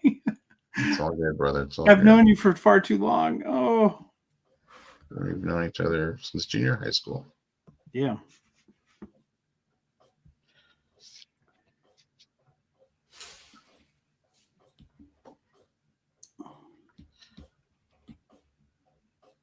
And our friend Pete, who we hang out with on a fairly regular occasions, also known for a long time. My secret, yeah, he was Batman, and he secretly called me Clark Kent when I was dressed up as Superman, right? Secretly. That's hilarious. Listen, Clark. I mean Superman. I mean Cal. I mean, damn it. Yeah, on accident, on purpose.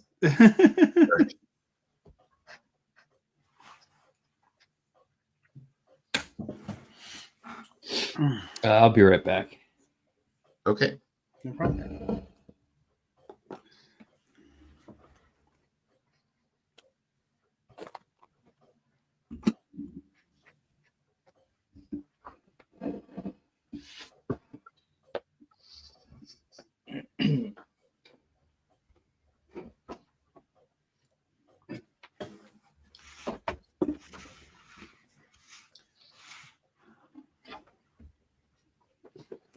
know, it's doing all this red and black on here, and I'm not. This is.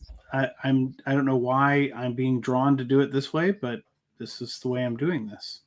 It's very. It's not. It's very unnormal. Not normal from the way I do this. I don't know why. Abby normal. Yeah, it's a little abnormal to my normal process, which is weird because the other book I started doing my normal. I did start. I wasn't doing. I wanted to get some ink lines in, but I was also I was a little nervous. I was a little nervous on live stream coloring a whole book one color on live streams just because it freaks me out when I do it anyway. But I know it's the right thing to do. It's weird. You know what I'm saying? That's just like The matte color you were doing. Yeah, you have this moment where you're like, "Is this what I want to do?" And then you're like, "Am I doing the right thing? Am I ruining the right? piece? Yeah, is this the right color?"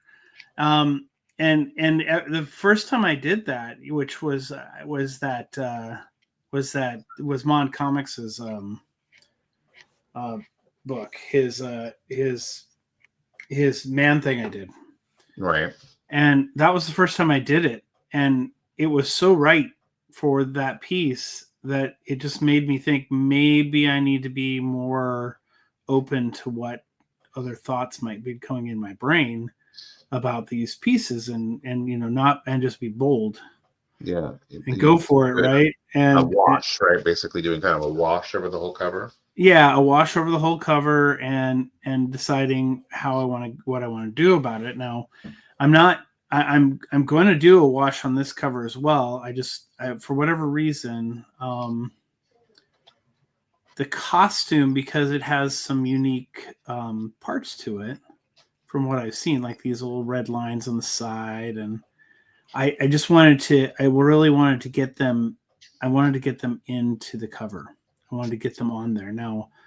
And I did the same thing. Even though I did a yellow wash on the Nightcrawler, I did kind of the same thing on Nightcrawler too. I did his costume first, and then did the yellow wash over the top of it, which allowed me to come back and do more. I mean, the cat's blue, so it's blue hair. And I'm not liking these letters because they're brown, right? Because green and red make brown. So right. And I want them to pop a little more like the costume. Actually, I want the costume to be a little bit darker. So I'm gonna probably. I was thinking that maybe I might white these out and then come back over, but I don't want to do that until after I do the wash. So Crom says he stole his name from himself. On an Alien Predator forum back in '97, I wrote short stories called Bubba the Predator. About 3 years later, I wrote fan fiction on a REH forum. I don't know what REH. Robert E. Howard. Okay, Robert E. Howard forum, and used the name Son of Crom. So I am just using it again. Very cool.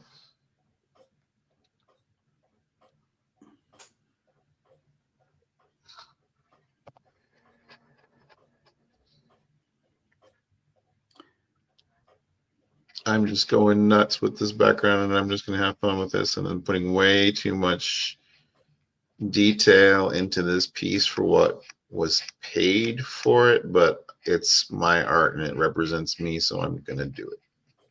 You definitely should do it.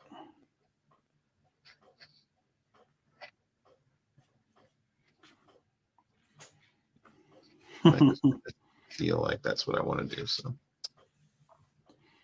I think you should. I think you should definitely do it. I almost feel like this needs a red wash across it. I'm doing this weird psychedelic flame background with chains and everything. Yeah, I can see some of it from here. I keep looking. I look over to my computer monitor to see it. Nice. That's crazy. Initially I was thinking I would do purple, but then the last time I did purple, it was so blue. It was so. It was this purple, right here, because that was the cover I did on here, right? the Galactus cover. Right. And I'm if I do purple, I'm a little nervous of it being too much, and even though it's going to be the character's going to be in space, so I'm thinking that red might be the right way to go, or I even have this. I have like a maroon. Oh, I didn't realize these inks settled so much. Yeah, I have this maroon that might work. I'll wait till Drac gets back before I ask this question. Yeah, Oh, there you are. You're back. Okay. I'm right here. So I've had somebody ask me to do a commission, Mm-hmm. and they want me to do an 11 by 17 piece with 4 or 5 characters and a background on it. Yeah. And I referred them to what the pros charge for something like that, and said, make me an offer. Like, I don't want to be like demanding that they pay that, because like something like that, what a pro would charge would be well over $1,000. Sure. Yeah. And but I'm like, what would you feel like you should charge for something like that? Probably $1,000. Yeah, I mean, No, pro would charge probably yeah. closer to 2,000. Like with 2 characters with a background, they want $1,000. Yeah. So, and he's wanting 4 or 5 characters with backgrounds. Yeah, I don't know. It's pricing work is different for everyone, right? Isn't it weird? I mean, I'm like, I don't want to be like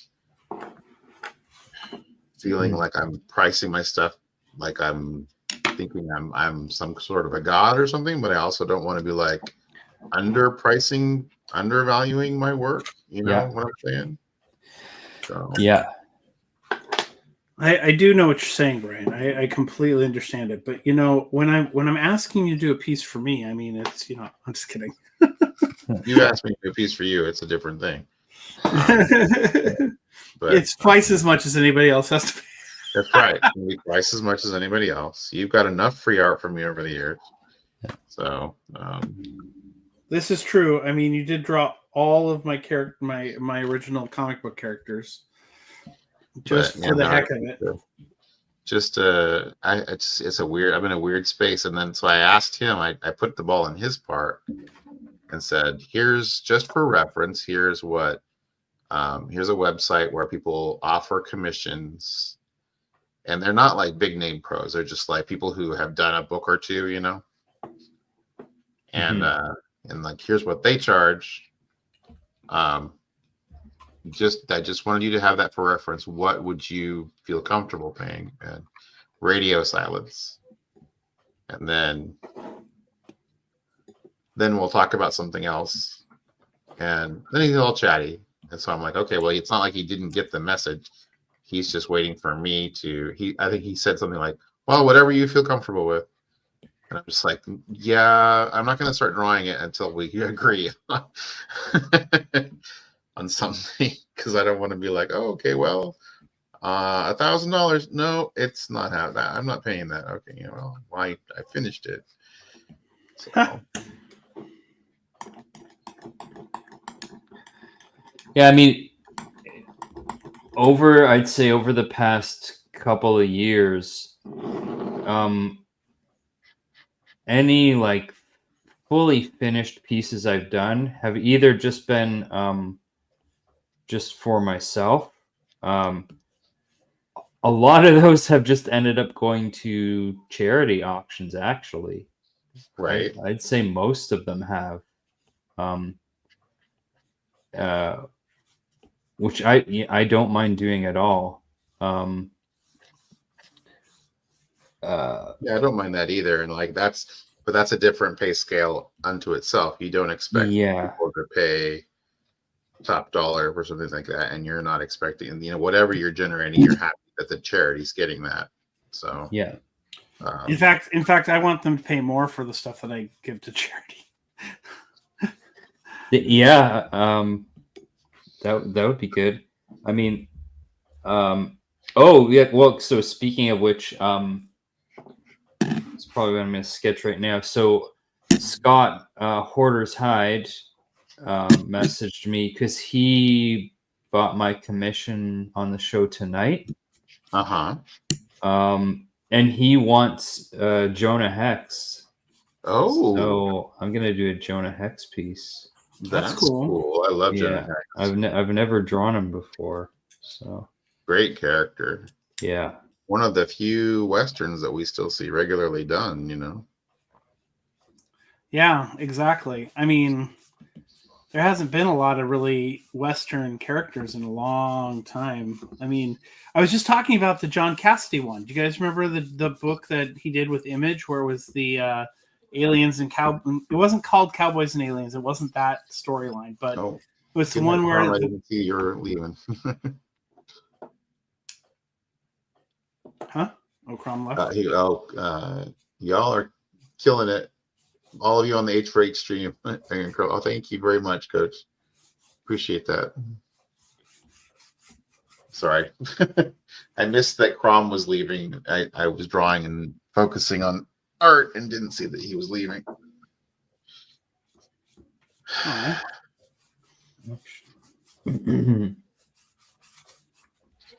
Jonah Hex, so that's really cool. Okay, dry brush. Yeah, I'm excited for you on that one. I've never drawn a Jonah Hex either, but I've thought about the character lots of different times because it's got such an interesting face, right? Yeah. And so it makes you want to draw it. In the early 2000s, they had a really good Jonah Hex series, which was kind of like almost like a Twilight Zone Western thing. It's really good. And now I gotta figure out what direction I want to take. Oh, this is where did it go? Is that Frank Whiteley? Yeah, that's the series I was just talking about. Yeah. They had a lot of guys that had that, and I need to get one of those gloves that you guys all wear where you're not smudging graphite everywhere. Yeah, I mean, I got it for the iPad, but I use it all the time just on paper as well. Yeah, so don't smudge. I still manage to smudge things, of course. Yeah, then I use the smudge as almost a tool too. Then I start using the eraser as a white pencil almost. Mm-hmm. So I can put in more detail because there's smudge in here, so now there's a gray tone, so now I can use the eraser to put stuff in there. Right. Well, it's like getting a little too much purple in one spot and having to kind of see how that's going to pan out as it dries. Like right now. That was the other thing I didn't do with the other cover right away is I should have been using my dry brush to kind of take some of the wet off. Thanks for everybody who's watching, for being here and hanging out and watching this. I hope it's enjoyable and relaxing and fun and entertaining. And if you have any questions for us, feel free. We'll try to, when we're drawing, it's kind of hard for us to always notice what you guys are saying, but we will try to answer them as quickly as possible. And Drac, thanks for being here, man. This is really I think this is kind of fun just hanging out.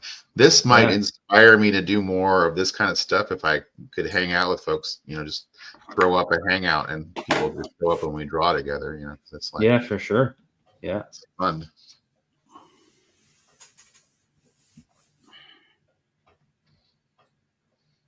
Richard, you're taking off. Well, thank you for being here, buddy. Appreciate you. Did Richard answer what he wants for the next sketch cover, the other sketch cover? Richard, did you answer what you wanted for your next sketch cover?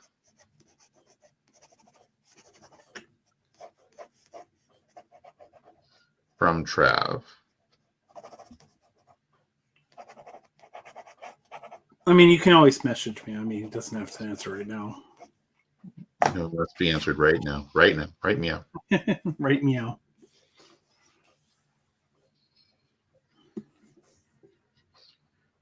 Gauntlet. He wants the Infinity Gauntlet. Just the Infinity Gauntlet. Like the style that tattoo guy was doing, that Elliot was doing. I'll have to I'll have to go back and watch that because I don't think I saw that. I think I It's missed in it. the chat for the Heroes for Heroes planning, because I was showing everybody his style Okay, I'll check that out. because he had offered the commission. It was funny because like he and I chat all the time. I had no idea he was in the UK. I was like, and then he's like, "Oh yeah," he's like, he's like, "By the way, I don't have a problem shipping anywhere, even though I'm in the UK." I was like, "Whoa, you're in the UK? I had no idea."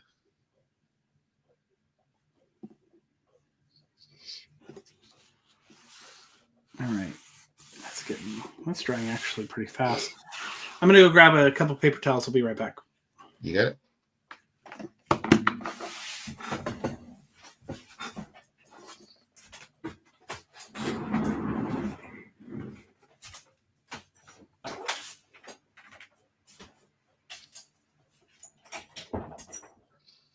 It was interesting talking to Ben Taz earlier, and he was saying like he had this, that injury, and that he didn't think he'd ever be able to draw again and stuff. And it reminded me of, I was talking to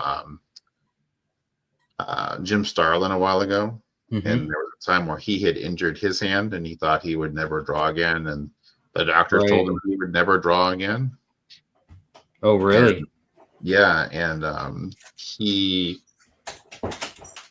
believed them, and kind of felt like, okay, I'm never going to draw again. And he at some point they were doing a collected edition of one of his earlier books, and the coloring wasn't up to snuff with current coloring techniques and stuff. Mhm. And so he took it upon himself to digitally color using a stylus. That's not the same kind of force that you use using a brush or pen or anything like that. Right. And so he was able to retrain his muscles slowly, using very light touch, Yeah. and was able to then regain the ability to draw. But yeah, it was interesting. So it was kind of, he was actually, it seemed like, pleasantly surprised, Bentaz, that he was actually able to draw, because it had been so long since he had actually tried. He's like, "This is really cool. I didn't think it was going to work out so well." So I was happy for him, and I was like, that's why at the end of that thing, I was trying to ask Roscoe to reach out to him, because Roscoe was telling me about his difficulties with his problems that he has with his hands and stuff.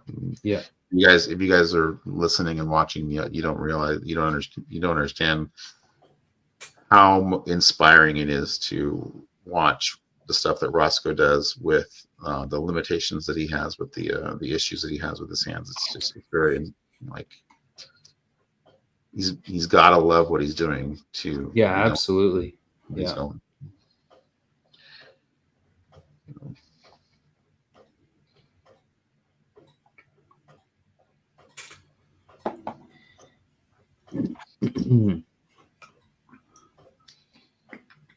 Yeah, it's pretty amazing to watch Roscoe work. Yeah. I just love how he just has such a defined style that you immediately know when I'm looking at one of his pieces. Yeah. Yeah. And it is a great style. Yeah. I think my favorite piece that he's done, I mean, more recently, was the one when I did the homage of Batman Slap, or the Batman Slap. The Bat Slap, yeah. And Yeah. he did the characters from SpongeBob, the superhero guys. Oh, gee, that was Oh yeah, merman, yeah, Merman and mermaid man, yeah, and his partner, Buddy, barnacle boy. Barnacle Boy. Yeah, though that was I loved that. That was pretty awesome. Yeah.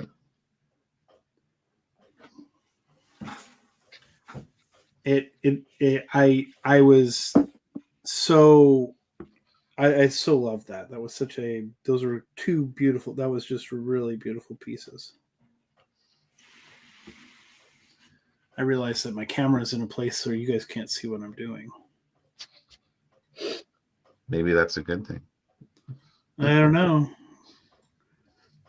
Don't want to see me draw the cat paws? I want to see you draw the cat paws. I'm going to rock this cat paws. All right then. Oh no, Never that's switch rock it up. the Casbah. I'm sorry, you're right. Oh yes, I get rocked to Castle. Okay.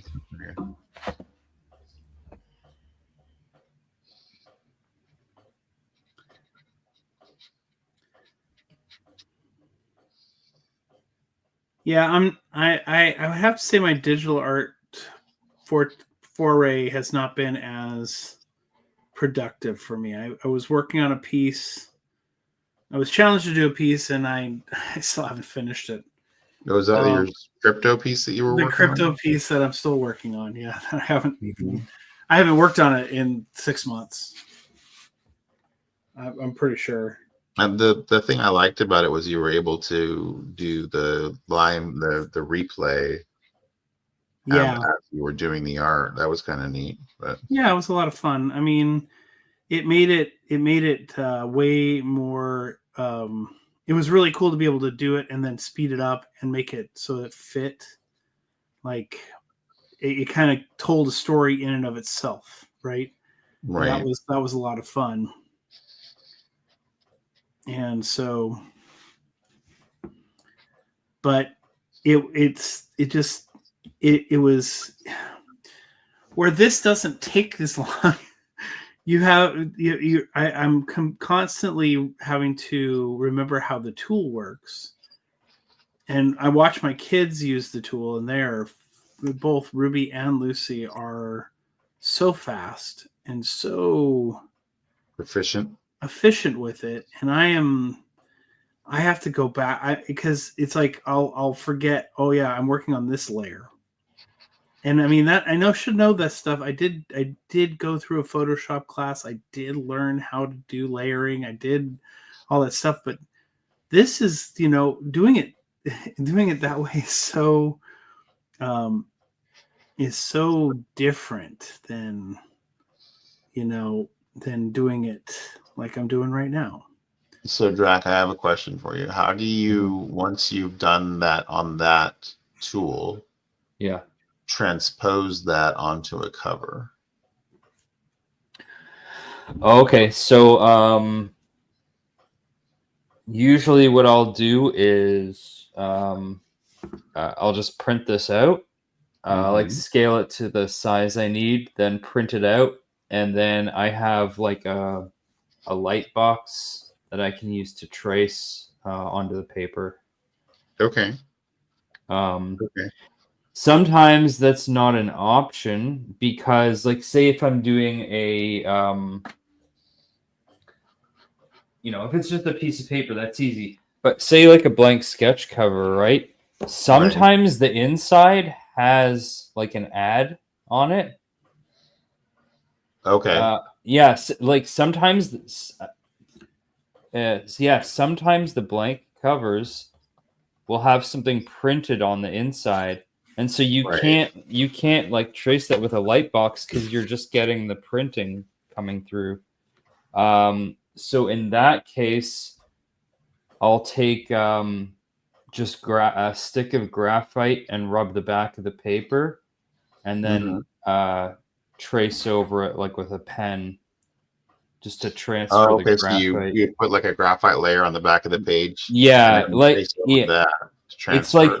Yeah, like or you could use carbon paper, but I usually just rub graphite on it. Cool, that makes sense. Yeah. I was just curious. I'm like, wait, he's doing like. I love that you can do that though. Yeah, That you that's can like just, Yeah. just grab that and go. All right, I want to move that. I think the positioning of the hand yep. needs to be That's yeah, I like mean that's that really is that Power Girl. Like I was saying, like I thought she was a little thick in the rib cage. I was like, if this was digital, I could just go. All right, I like this, but I just want to move this up and in a little bit, and you could do that. But it's the biggest advantage, really is. And then but you can also get lost in details doing that, like um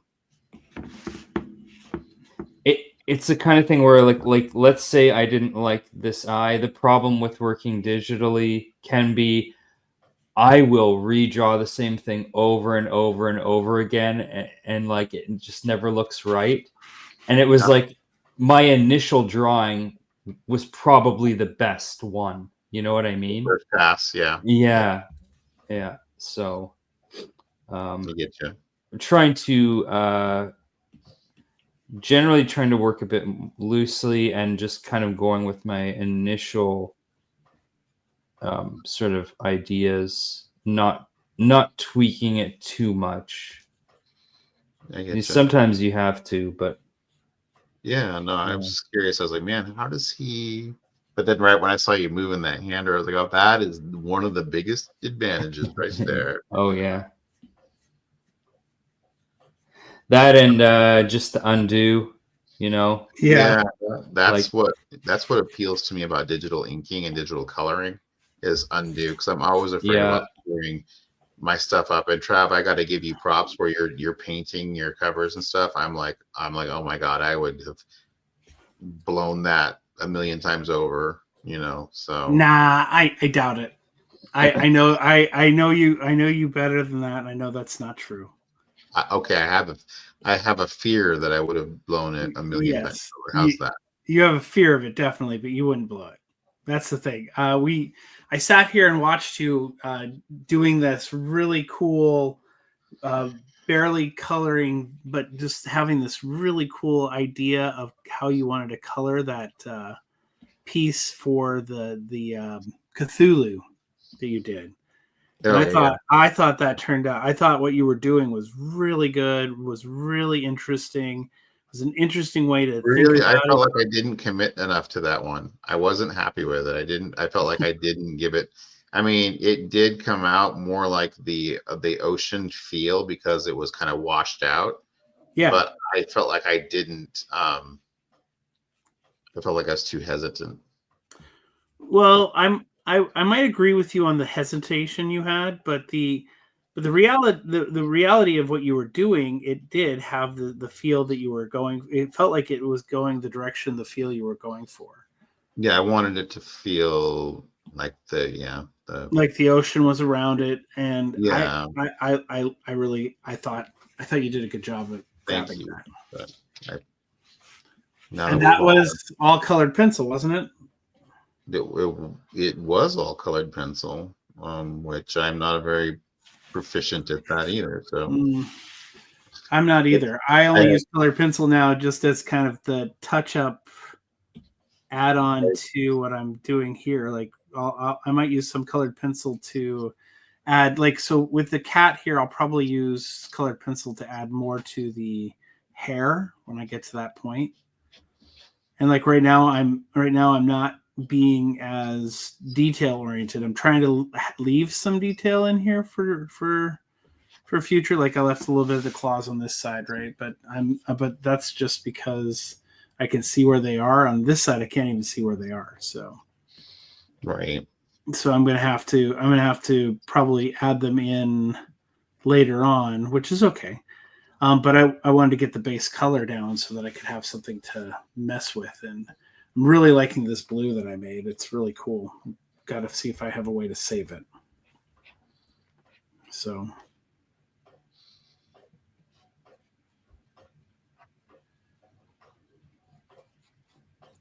Yes, when I was talking to people at Terrificon and showing them my artwork, a lot of other artists I'd show them, they go, your color is. I'm like, yeah, my color is not. I'm not. That's not my forte. And they go, I'm really drawn to your black and white stuff. I go, I get it. It makes more sense because that's where I'm more comfortable.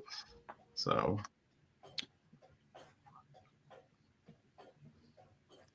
Where do you live, Brian? I'm up here in Oregon in the Pacific Northwest. Okay, so because you said you went to Terrificon, but you're nowhere near that. Yeah, no, we are all part of a big group of like people, YouTubers and stuff, and so we all decided we were going to get together and travel there this year. Yeah, and it was amazing. It was super fun. I went last year to Terrificon. Yeah, we're talking sorry, not last year, the year before. Yeah. We're talking about going to Heroes Con this year. So. Oh, Heroes, yeah. So I've gone twice now, and it's the best. I haven't been to that many different cons, but Heroes is it's exactly what I want in a con, and everyone that goes is like, yeah, it's pretty unanimous. It's become like a lot of people's favorite con. You know what, Terrificon reminds me a lot of Heroes in that it is so comics focused. It's just about the books and the creators, and there's not a whole lot of pop culture stuff. But Heroes Con is it is a bit bigger. Yeah, the Heroes Con people were at Terrificon, which was pretty cool. Yeah, I would definitely, if you can get to Heroes Con next year, I would do it 100%. Yeah, I'm gonna try and go every year myself. The Heroes Con people were really excited with how people responded to how many YouTubers were there, and the word of mouth that we were giving to Terrificon. Yeah. And so they, I need to follow through with it because they were like basically offering me, like, if you guys are going to do this and come to our show, we'll get you guys in, we'll get you taken care of, just let us know what you need. And I was like, really? So. Yeah. I'd love to go back to Terrificon as well. I don't know if that I'll manage to do it next year, but sometime in the near future. Where are you at? I'm in Toronto. Oh, okay. Yeah. So do you know, so we have our friend Ryan, Colossus Collector. Do you know him? No, I'm not familiar with him. Yeah, he's up in your area. He's a really cool, nice guy. Big mountain of a man. Yeah. Colossus Collector suits him. He does collect Colossus stuff, but he is a very. When I met him, I thought, when I watched him walking up, I thought of, like, how you see the big kaiju walking up in a movie. I mean, yeah. So yeah, I mean there's some YouTubers here. So I went to Terrificon with my friend Comic Ozzy. Oh, I know him. Yeah, and we went with Newbie Comics. He came with us. Yeah. And then when we were there, we were hanging out with like Pressable Defects crew and Javon Jordan. Cool. Yeah, I got to hang with Ozzy at Terrificon when we were there. Yeah. So he appeared in a video with me. And I didn't wasn't Swaggle House there this year as well? Yeah, I think Swag was there as well. Yeah. Yeah. Yeah, it was a really fun show. I got Bronzeville Comics. Jim was there. Mm-hmm. And Pop Comics. Sean he's in New York. And I was just like, he's like, you're gonna be at Terrificon? I'm like, yeah. He's like, I'm coming down. I was like, really? Is it like that convenient for you to? He's like, that's not that bad. I was like, okay. Yeah, so Comic Ozzy drove. He drove all night basically. I think it's like a 6-hour drive to Connecticut from here. Wow. It's longer from here. So yeah, it was a little bit longer to get there. Got to sleep on the floor in an airport. That was fun. But yeah, it was a really great experience though. Mm-hmm. So I was going to say that. So being from Canada, does that make Todd McFarlane more of an idol to you? I mean, it doesn't hurt that he's Canadian, you know. But yeah, no. I mean, when I was a kid, like, you know, he was my guy. I wanted to be Todd McFarlane. So right. Yeah, he was my favorite artist. Yeah, there's a lot of really great Canadian artists. I was gonna say you got Byrne, you've got McFarlane. Yeah, you got some good ones. Yeah. Well, even like from Toronto or have lived in Toronto. There's Jeff Lemire, Chip Zdarsky, Francis Manipul. Who else is from here? Brian Lee O'Malley. We got a lot in Portland. Yeah. A lot of people. Oh, Mike Del Mundo. He's one of my favorite Toronto artists. There you go.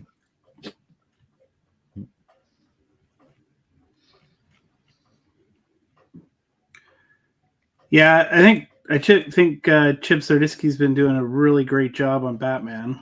I think that storyline he did, where even though a lot of people didn't like it, I thought it was really good.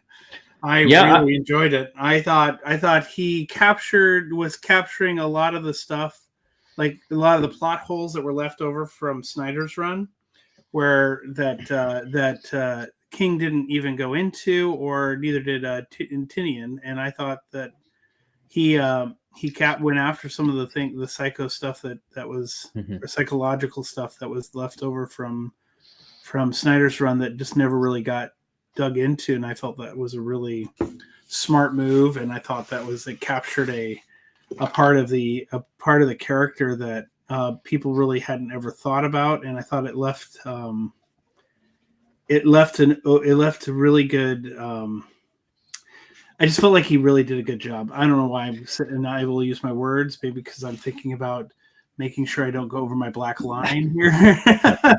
Yeah, I mean, so yeah, I've liked his Batman stuff too. Like he definitely did not make any like conventional choices in like the direction he was going to take Batman. Right. And I'm a few issues behind. I don't know what's happening right now, but you know, his run's coming to a close. Yeah. But yeah, I've really enjoyed it, and I've certainly enjoyed it a lot more than Tynan's run, which I honestly did not like at all. Mm-hmm. I hated the whole Joker War thing. That was not for me. Right. Yeah. You know what? It was coming back into Batman with Zdarsky's run was where I came back into Batman. I hadn't been reading Batman for a while. I'd kind of bowed out for a little while during after Tom King's run, and this run just really the story popped for me. It was it was like it just was different, and it was like that was the thing about Snyder, right? That was Snyder's thing too. Snyder made the story different because the mythos of Batman was so open that there wasn't really a lot of history that you could go into that you would break the character, right? The Court of Owls storyline, which was, which I think was one of the best parts of Snyder's run. Mm-hmm. I think that was just that really added a lot of depth to the character, to the whole Batman Gotham mythos that was kind of missing all around, right? And then I think adding this new piece where you have this character, this psychologist who was Bruce's psychologist and the Joker ends up going to the psychologist as well to kind of defeat Batman. I think was just, I mean, that was pretty amazing. And then also turning it around and then having this whole situation with Batman not murdering the Penguin, which I think really made that really interesting thing with his alter ego come out. And then I loved how they wrapped it up. I just loved the family-esque storyline that came out of the end of that, where it was, where they're basically restoring the Batman family that had been destroyed all the way back in Death of the Family. I mean, that basically that to me really set Batman apart. I mean, I know there were a lot of people complaining, oh, Bruce Wayne's out of money now. They made him this poor guy and all this stuff. And I think it was really interesting to see how that was going to play out. And I don't think I just no one had ever done anything quite like that before. No one has really made Bruce financially, have financial lack and therefore having to do something. And I think that's what makes Absolute Batman so interesting too, is that Bruce isn't the rich guy. And so that's makes Absolute Batman a very interesting character as well. And, it's interesting how they bring in the other parts of the Batman mythos in that too. So I think I think it's going to be fun to see how that all plays out. And I also really like what Zdarsky's done. He's such a fantastic writer just a fantastic writer that I love. I love his. I follow some of his blog stuff. I get it in my email, and so it's just fun to listen to what he says. And then I was a big Matt Fraction fan, so him and Matt doing stuff together. Even if I'm not really reading Sex Criminals, but when they talk to each other and talk about stuff together, it's interesting. Yes, their conversations go. It reminds me of a lot of things it reminds me of the way, Brian and I used to sit and talk for hours at night about different characters and different ideas and stuff like that. So it's really, that's always fun because I can relate. I can really relate to that concept and those ideas. That's cool. So,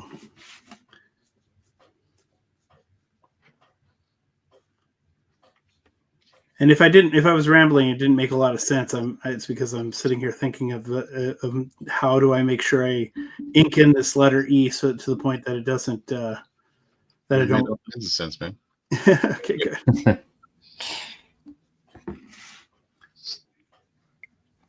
All right, guys. Well, I'm gonna hop off because it's like 3:00 here. No problem. Thanks for being on, man. It was really fun hanging with you. Yeah, definitely. All right. Well, we'll do it again. Okay. For sure, man. Yeah. All right.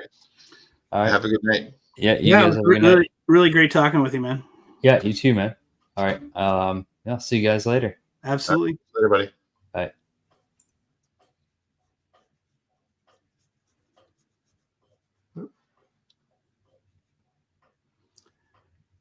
I'm really liking how this layer of the red is coming out. Oh, yeah.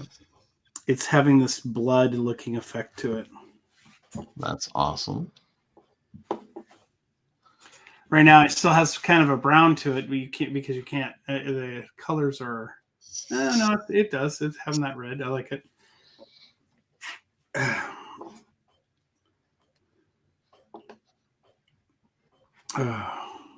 Is it really midnight? It is 12:15. Okay. All right. So I'm probably going to need to go here in about 15 minutes. Okay. soon because of the. I will cherish every minute that I get to hang out with you, sir. Aw. No, I really, Renee and I were talking. There's no like two people watching us. Might be just us watching each other.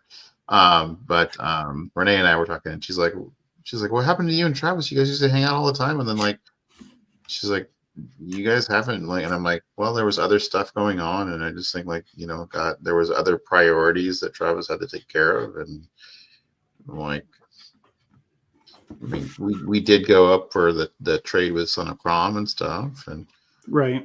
but yeah, she's like, you guys used to hang out like every other. I'm like, Yeah. it doesn't happen anymore, but that's just it is what it is, right? I mean, that epoch has passed, and now we're onto a new epoch, and we'll see how the new epoch comes about and what we can do together then. right. It's just how it is. What are you doing tomorrow or today? Well, I have church, and then I have we're live. I have some Personal life stuff you need to take care of. It's okay. Don't say it. yeah.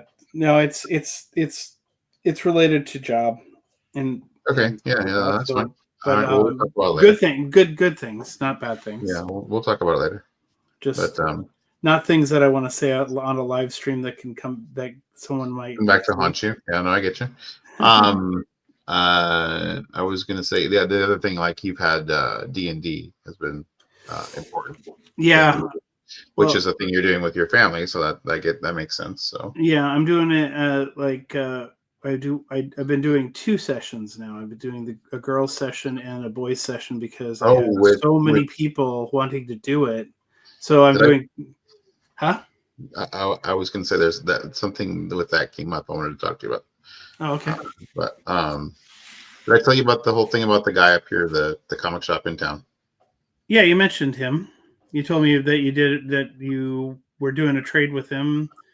Things didn't go exactly as what we're doing, but they were going better. But he it turns out like he used to play D&D, and he wants to play D&D again. And Renee's like, oh, our son, for those watching, my son and his friends want to play D&D. And she's like, you and Travis and you guys should all get together. And she's like, I'll make food and we'll have you guys should at least try it out, Travis. Because the guy was like, he's like, if I wanted to DM, I would do it in like 2.5 or 2.0 or whatever. And he's like, but I would like to learn the new stuff. And I was like, yeah, we should get Trav. he could DM the new stuff. So yeah, I mean, I could do it. We just have to pick a week. We have to pick a weekend, and did I ever tell you the story? Like when I first met, so whoever's watching, if anybody's watching, I first met my wife. She came in. I owned a comic shop, and she came in and she didn't think it was a comic shop. She was convinced it was a porn shop. That she had never heard of such a thing as a comic shop, and she came in and like on the message board, she's like, why do you let people put stuff like that on a message board in your store? And I'm like, I looked at the message board and I'm like trying to figure out what it is that's bothering her. And the message that was bothering her it said GM seeks group.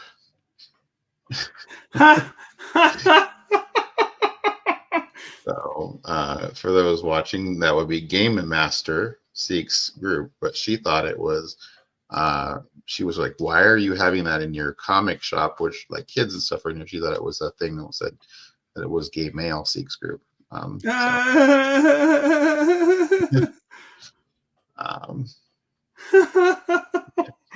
I will keep your secret forever. That was hilarious. That was pretty hilarious. So we know that means Game Master. Game Master, yes.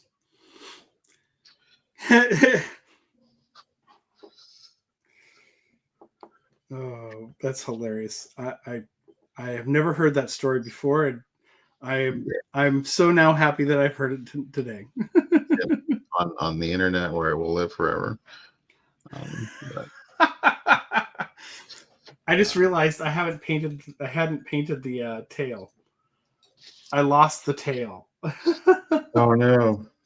Well, he'll come back. You can Yeah. return the tail. Well, yeah, because I have a picture of it The tail before. shall return. The tail shall turn. Wait, The tail shall turn. I don't know.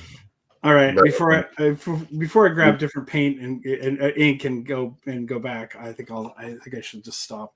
Give it a break. Right. Put it back I in was the gonna time say board. we do need to get together at some point. Yeah. Well, for sure, I'm gonna. something like, oh, you had some covers that I needed to get from you, and but You do. we're probably gonna do something with Heroes for Heroes next weekend. So we can Yeah. maybe Hang on for 1 second, though. Hang on. Yeah. Hang on. Hang on. I'm hanging on, Trav. This is me hanging on.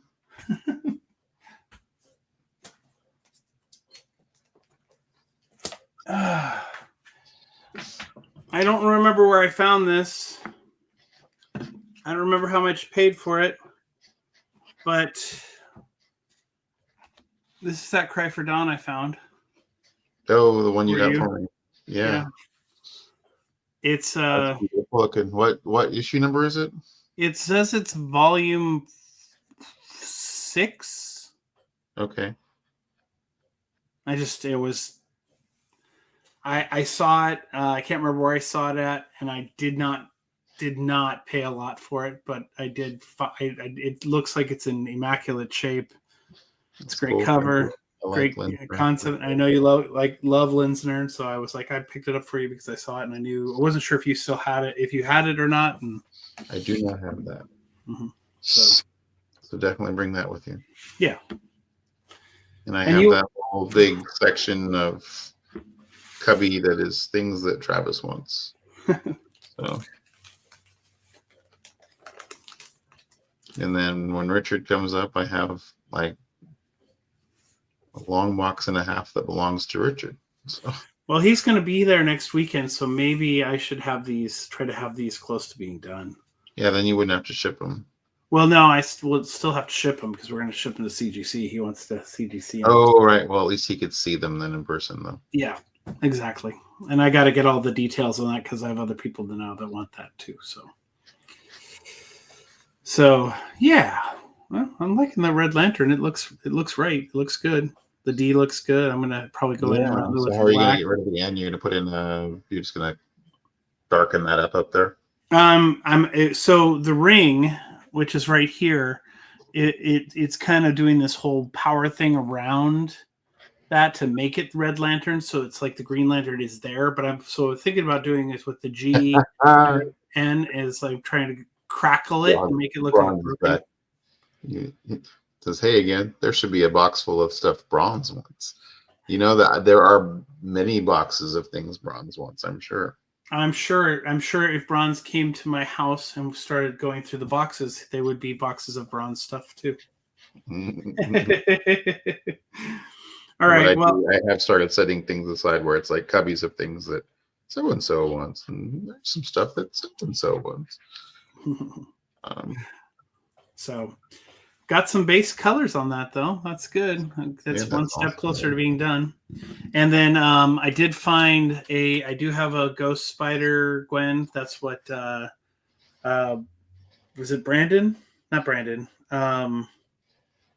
Brad, the guy who was buying stuff tonight on the show. Got my sketch cover.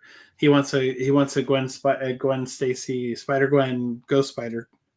I happen to have one, so I'm gonna just do the cover right on that for him. That makes all the sense in the world. Yep. So we'll get that one done. And he was talking to CGC as well, so That's really cool. have to look on. I think that was like a good selling point for you when we were talking about stuff. I kept making sure to mention that you were approved for that. So Well, from what I understand, from what I've seen, it doesn't look like it was really actually that hard to do. So yeah, no, but I mean, I think it made it was appealing to folks. Oh yeah, because then it's graded, encapsulated. Yeah, it's a piece of artwork that's not going to get damaged or anything. It's in its own thing that's going to be, and it adds kind of an air of hey, look, I got this cool thing from this artist, and it's like for sure it's his. from it, even though Right. like you're not going to fake that, but Right. Well, it's and I'm good, and both Mon and Lunch Money want to do it too. So that's really cool. so and anybody who wants to pay for to get the signature done, like get a signature graded book. I can fill out my piece of paperwork, and it's just a form I send over to them to send in with their book. So but only for your signature, right? Yeah, for my signature. Yeah. Because like you're not like a signature authenticator or No, I'm not a witness. I didn't become a witness. I just became I am my own witness. I can validate my own stuff. Gotcha. That would be kind of cool if they did that too, though. Yeah, that's a little bit different. It takes more effort. So, but that's something that you can apply for too. Yeah, you can apply for it. Absolutely. That's cool. Seems like it seems fairly lucrative when there's a show going on. Yeah, definitely.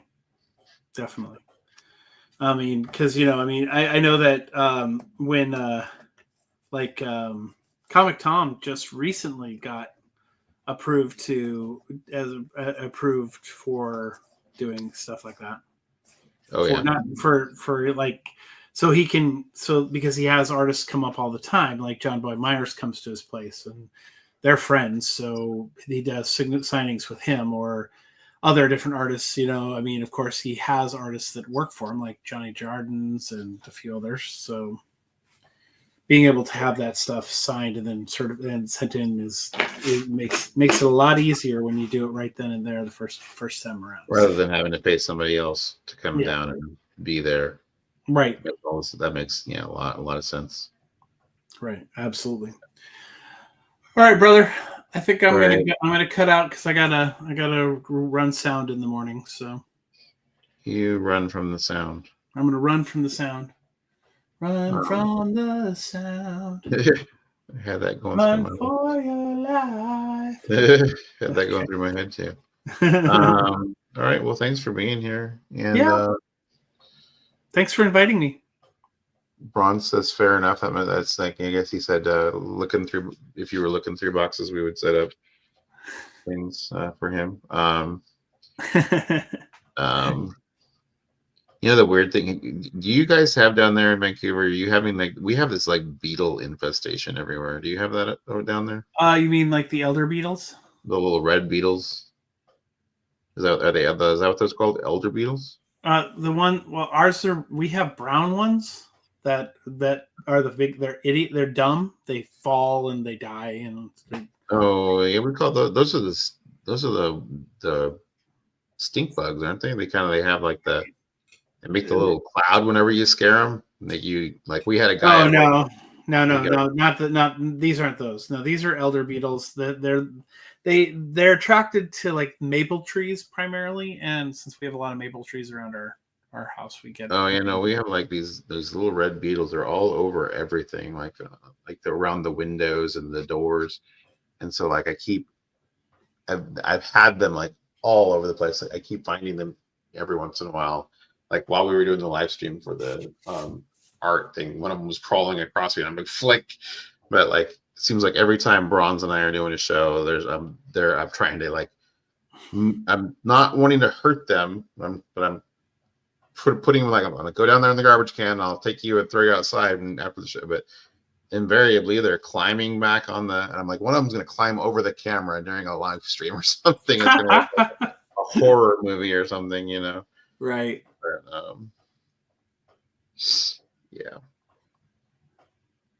but those ones that make the stink thing. We had they got inside somebody's safety glasses at work, and and they made the little cloud thing, and that guy got like, yeah, Yeah. he his eye swelled up and everything. Yeah, no, these don't do that. They don't. These are just they're something elder beetles, and they try to force themselves into small spaces, and we get a lot of them right in spring, and then we get a lot of them at. Well, that sounds like these guys are trying to get inside the little screens around windows and stuff. And yeah, I don't know. These ones they fly. Do those fly as well? Yeah, they do. But then there's also there's the big stink bug ones, and then there's the other ones. They're dumb. They're all dumb.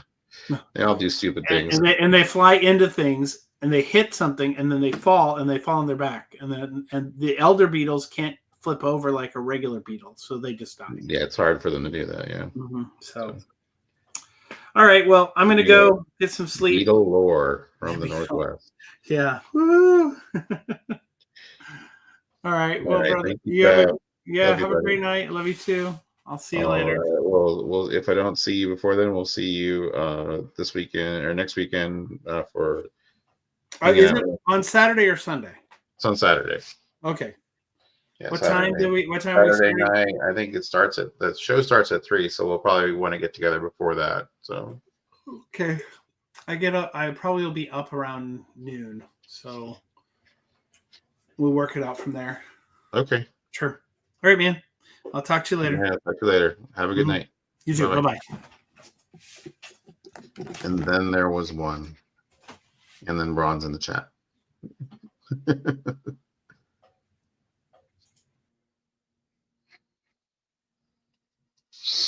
Well, there's the piece. The details getting kind of crazy on it, but I just decided I wanted to have fun with it and go crazy with the details. So it's psychedelic flames, chains, and automobiles. No automobiles yet, but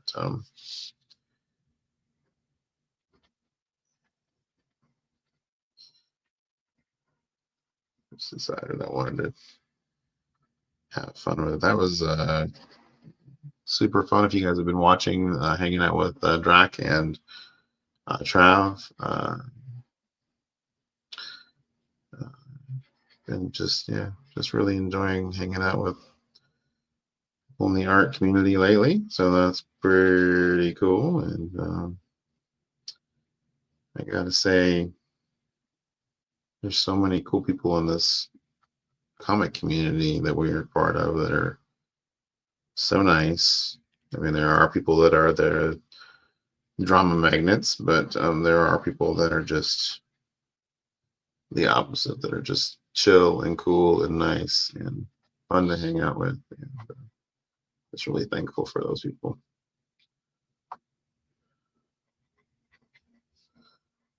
You still here, Bronze? What do you think of the piece?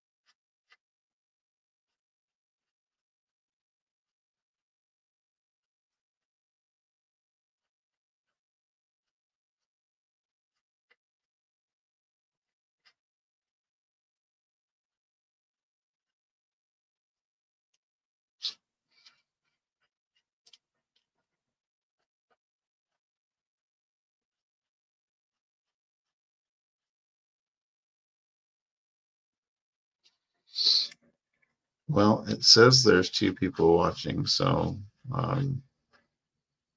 whoever that other person is, I hope you're enjoying hanging out.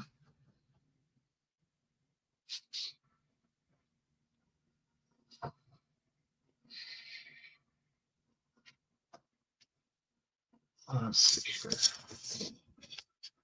Somehow my Instagram tab got stuck all the way over under my camera. Here we go. Now can I get back to my live stream? Let's move that one over there. There we go. Actually draw and read what's going on.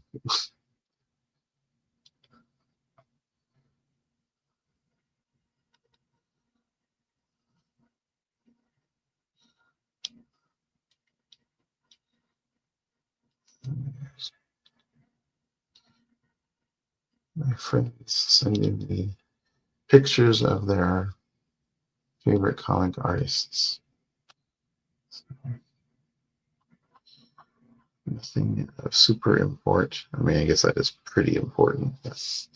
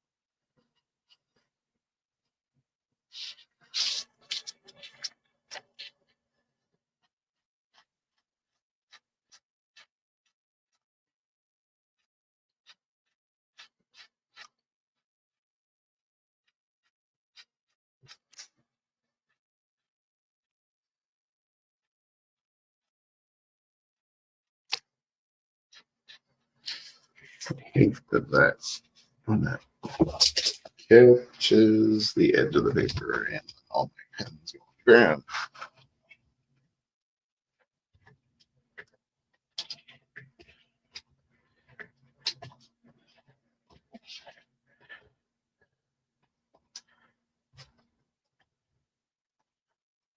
That's always a good thing. Pens.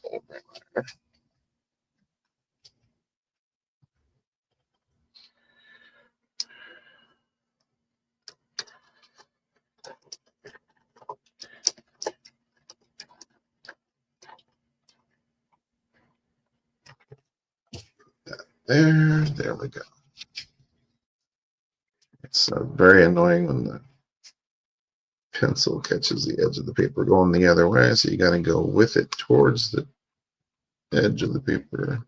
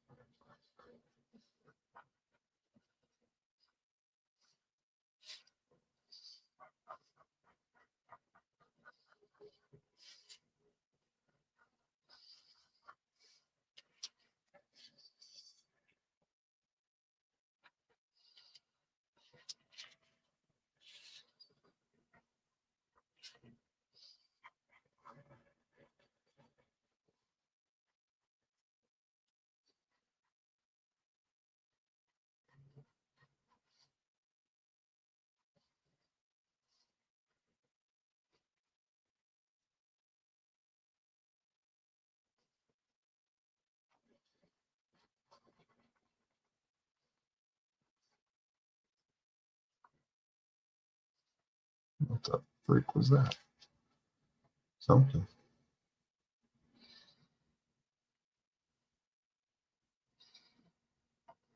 Oops.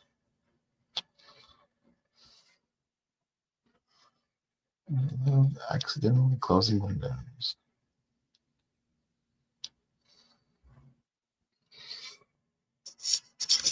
Again.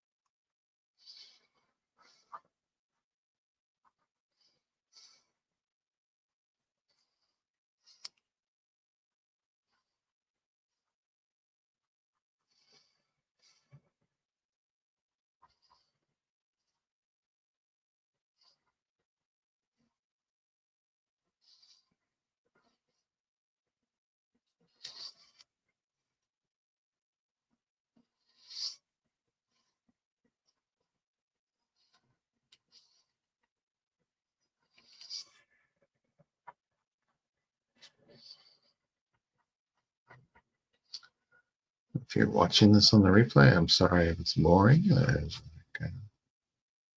I am just focused on drawing and not randomly chatting to the camera. So sorry about that. But just really having fun. Feeling the motion here of the flames or the energy would be moving.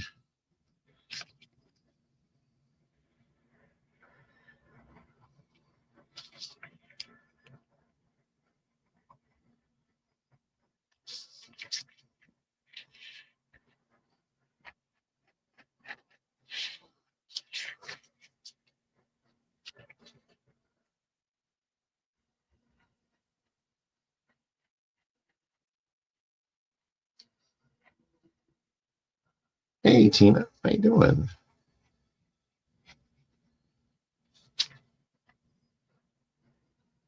Been streaming for a while, just hanging out, doing some artwork, and had Trav and actual Dracula in here doing some artwork with me, and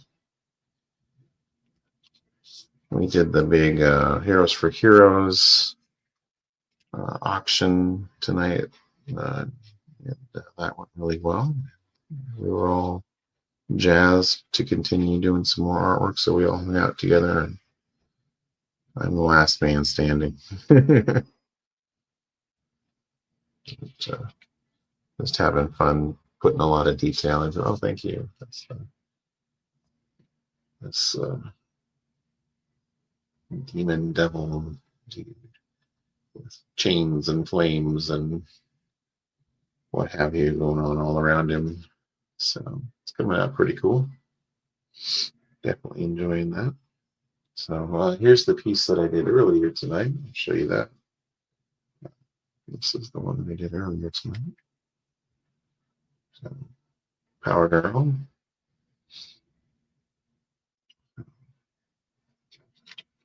That one came out pretty good.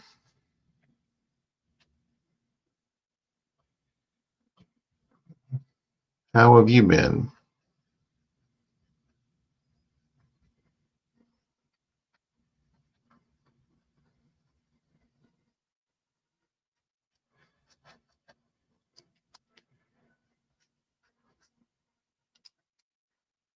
Just okay?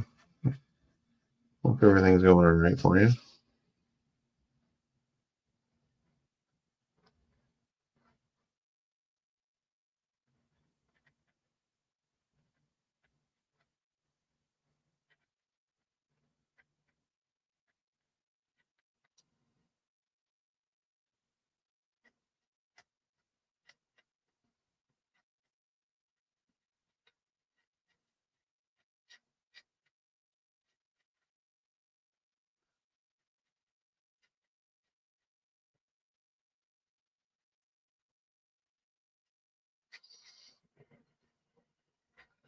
And so when this piece sold during the auction, yeah, it was nowhere near as detailed. So this person is getting way more than they bargained for.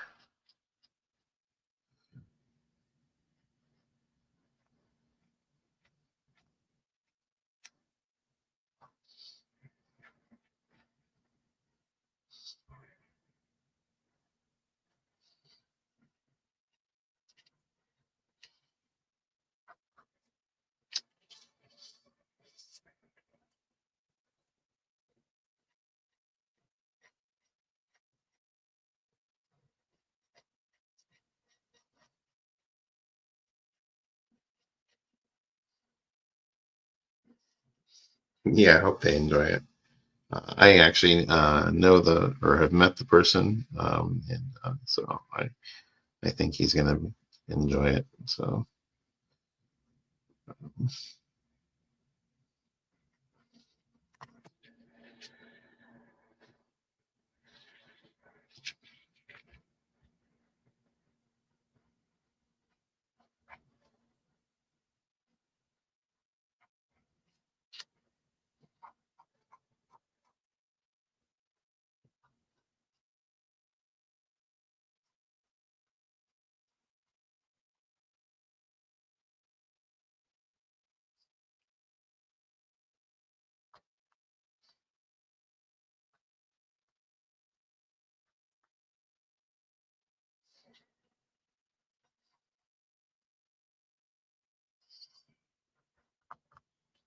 Are you popping in here from another stream, or a little insomnia going on?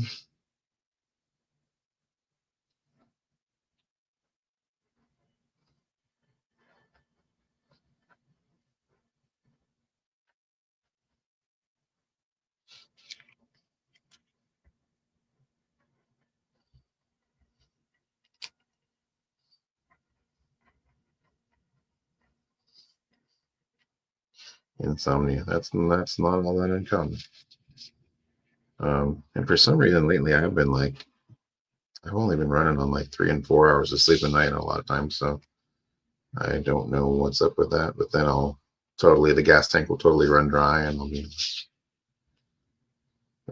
exhausted. So double-edged sword, I guess.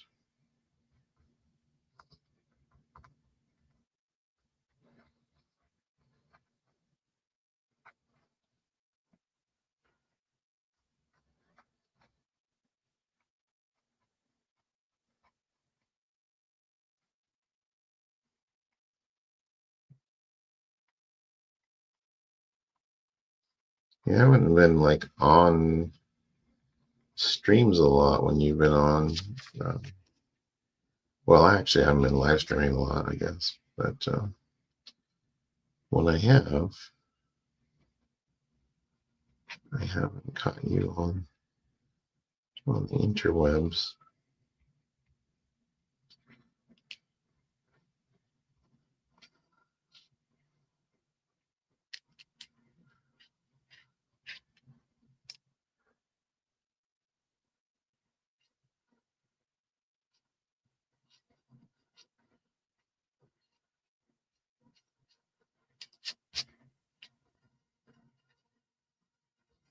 You do comment on all my stuff, though.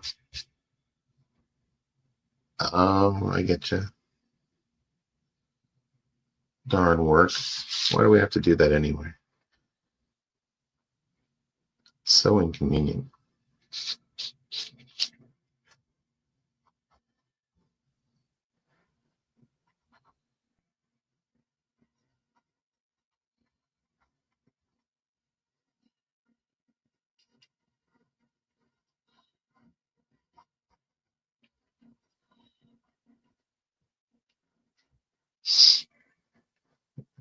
Bills, right? That's what it is. That's what it is, right?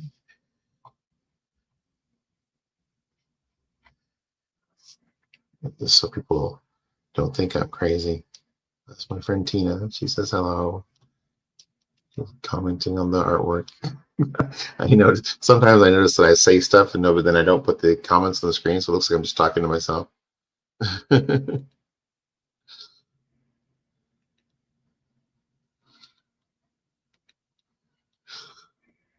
No, I'm not crazy. Well, not at least not that way. But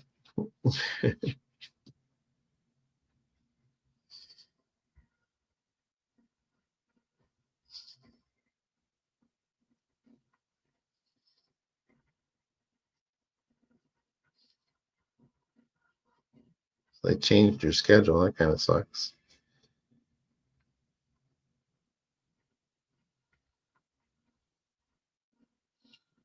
Hopefully better pay. Or they just change it just because.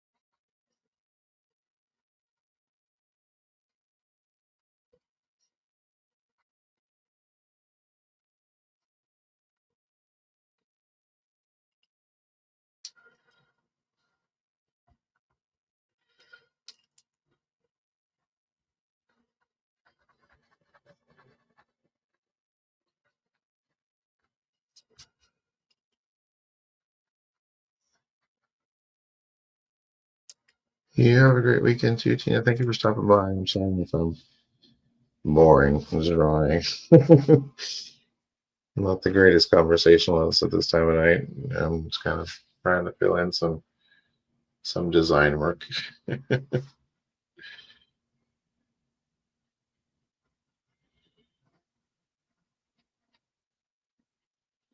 hope you have a wonderful sleep and you're able to get plenty of rest.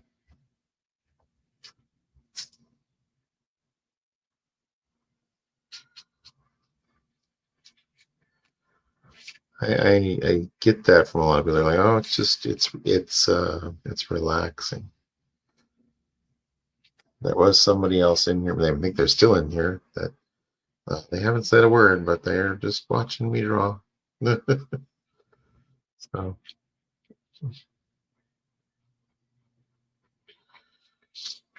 yeah, they fell asleep with their phone on.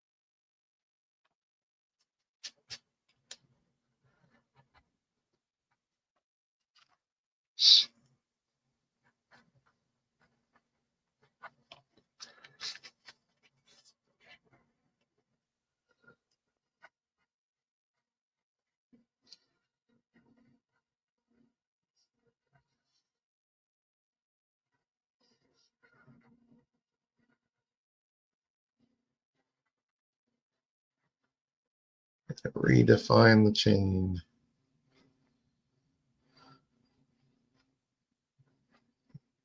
Chain starts losing its definition when it gets smudged and everything. Redefine the chain, which is kind of the only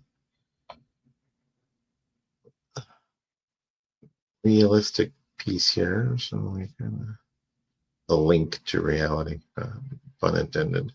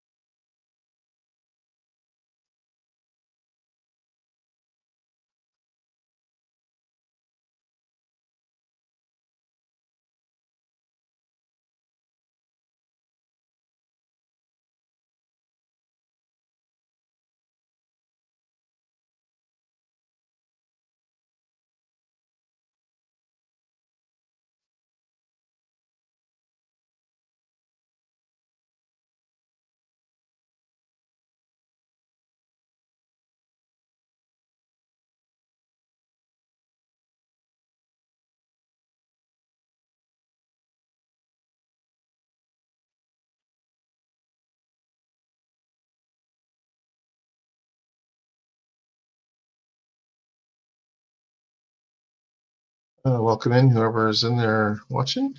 I'm doing some add some details to some artwork. It's part of the Heroes for Heroes auction this evening, and just adding more detail to that and having fun with that. So going kind of crazy with it.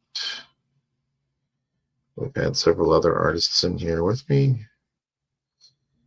And, I'm the last artist standing. So,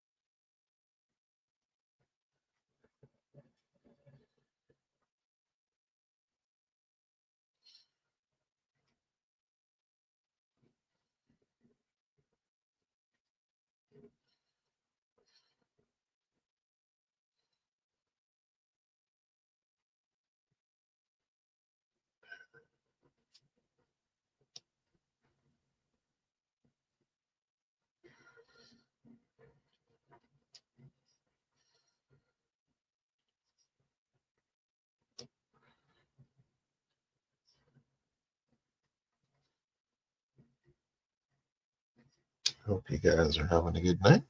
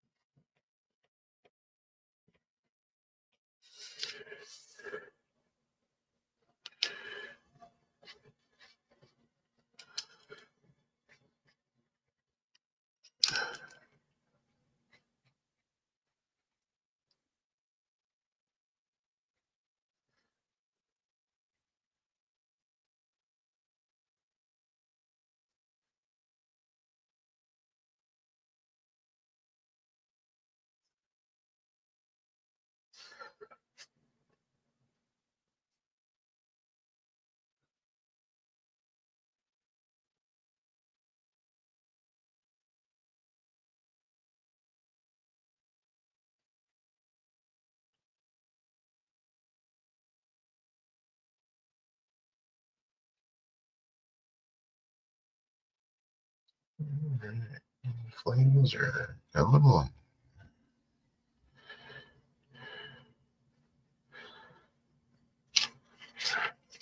Need to find those chains again.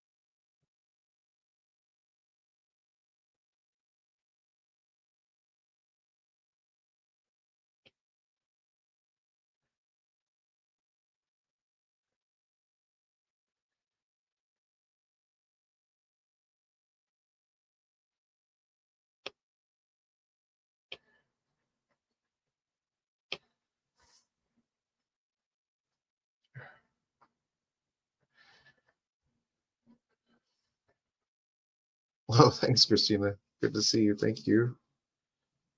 Getting some details filled in here. I think it's almost done. What do you guys think? Here.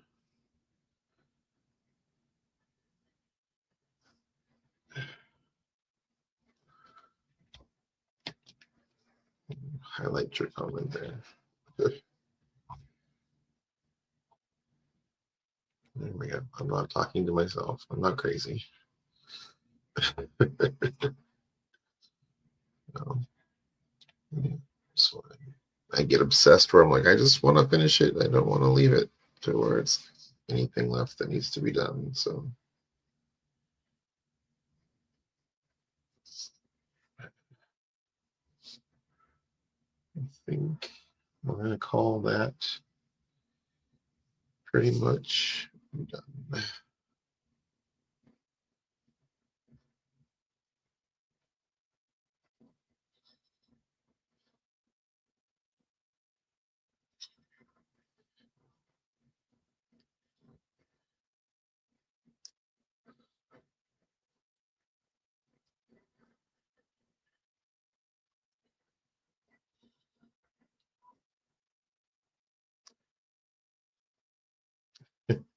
You understand? Yeah. It's like, oh, I'm so close.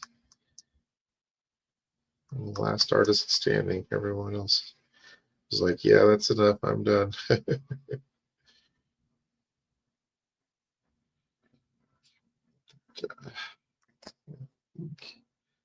We'll go ahead and we'll sign it and we'll call that good enough. So we'll sign it right along here, I think. Or at least try to. My hands are getting tired. I got a weird, it's a callus, but I haven't been drawing enough, so my callus isn't built up right now.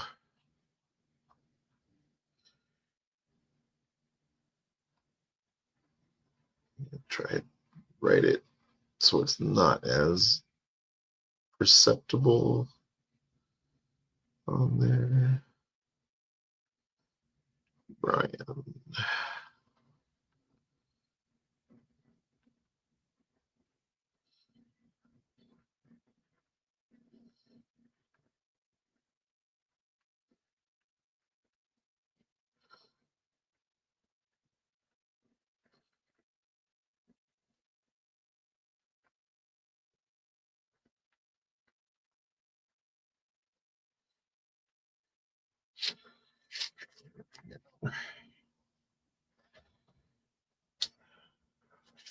It's signed.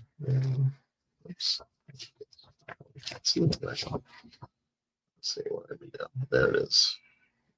It's signed right along the flame there.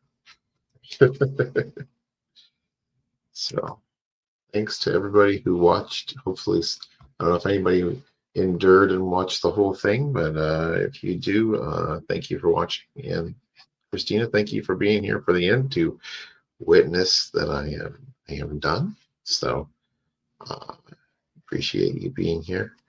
And we just had Tina Carrenson was in here. I said, are you jumping from another stream or Insomniac? She said Insomniac.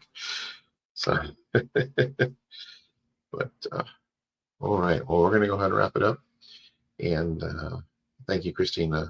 I appreciate you being there for the live stream for Heroes for Heroes, and wonderful moderator over there, and helping out and being there for our show for West Coast Comics. That's always awesome. So just appreciate you being here. But I think we're gonna call it done. I think he got his he paid $20. I think he got his $20 worth. So we'll call that good, and we will see. So we got that one, and we got this one. Those are the two pieces completed tonight. So we'll call those good. But thanks for watching, and yeah, you have a wonderful night too. And we'll catch you on another stream. Thanks, and bye.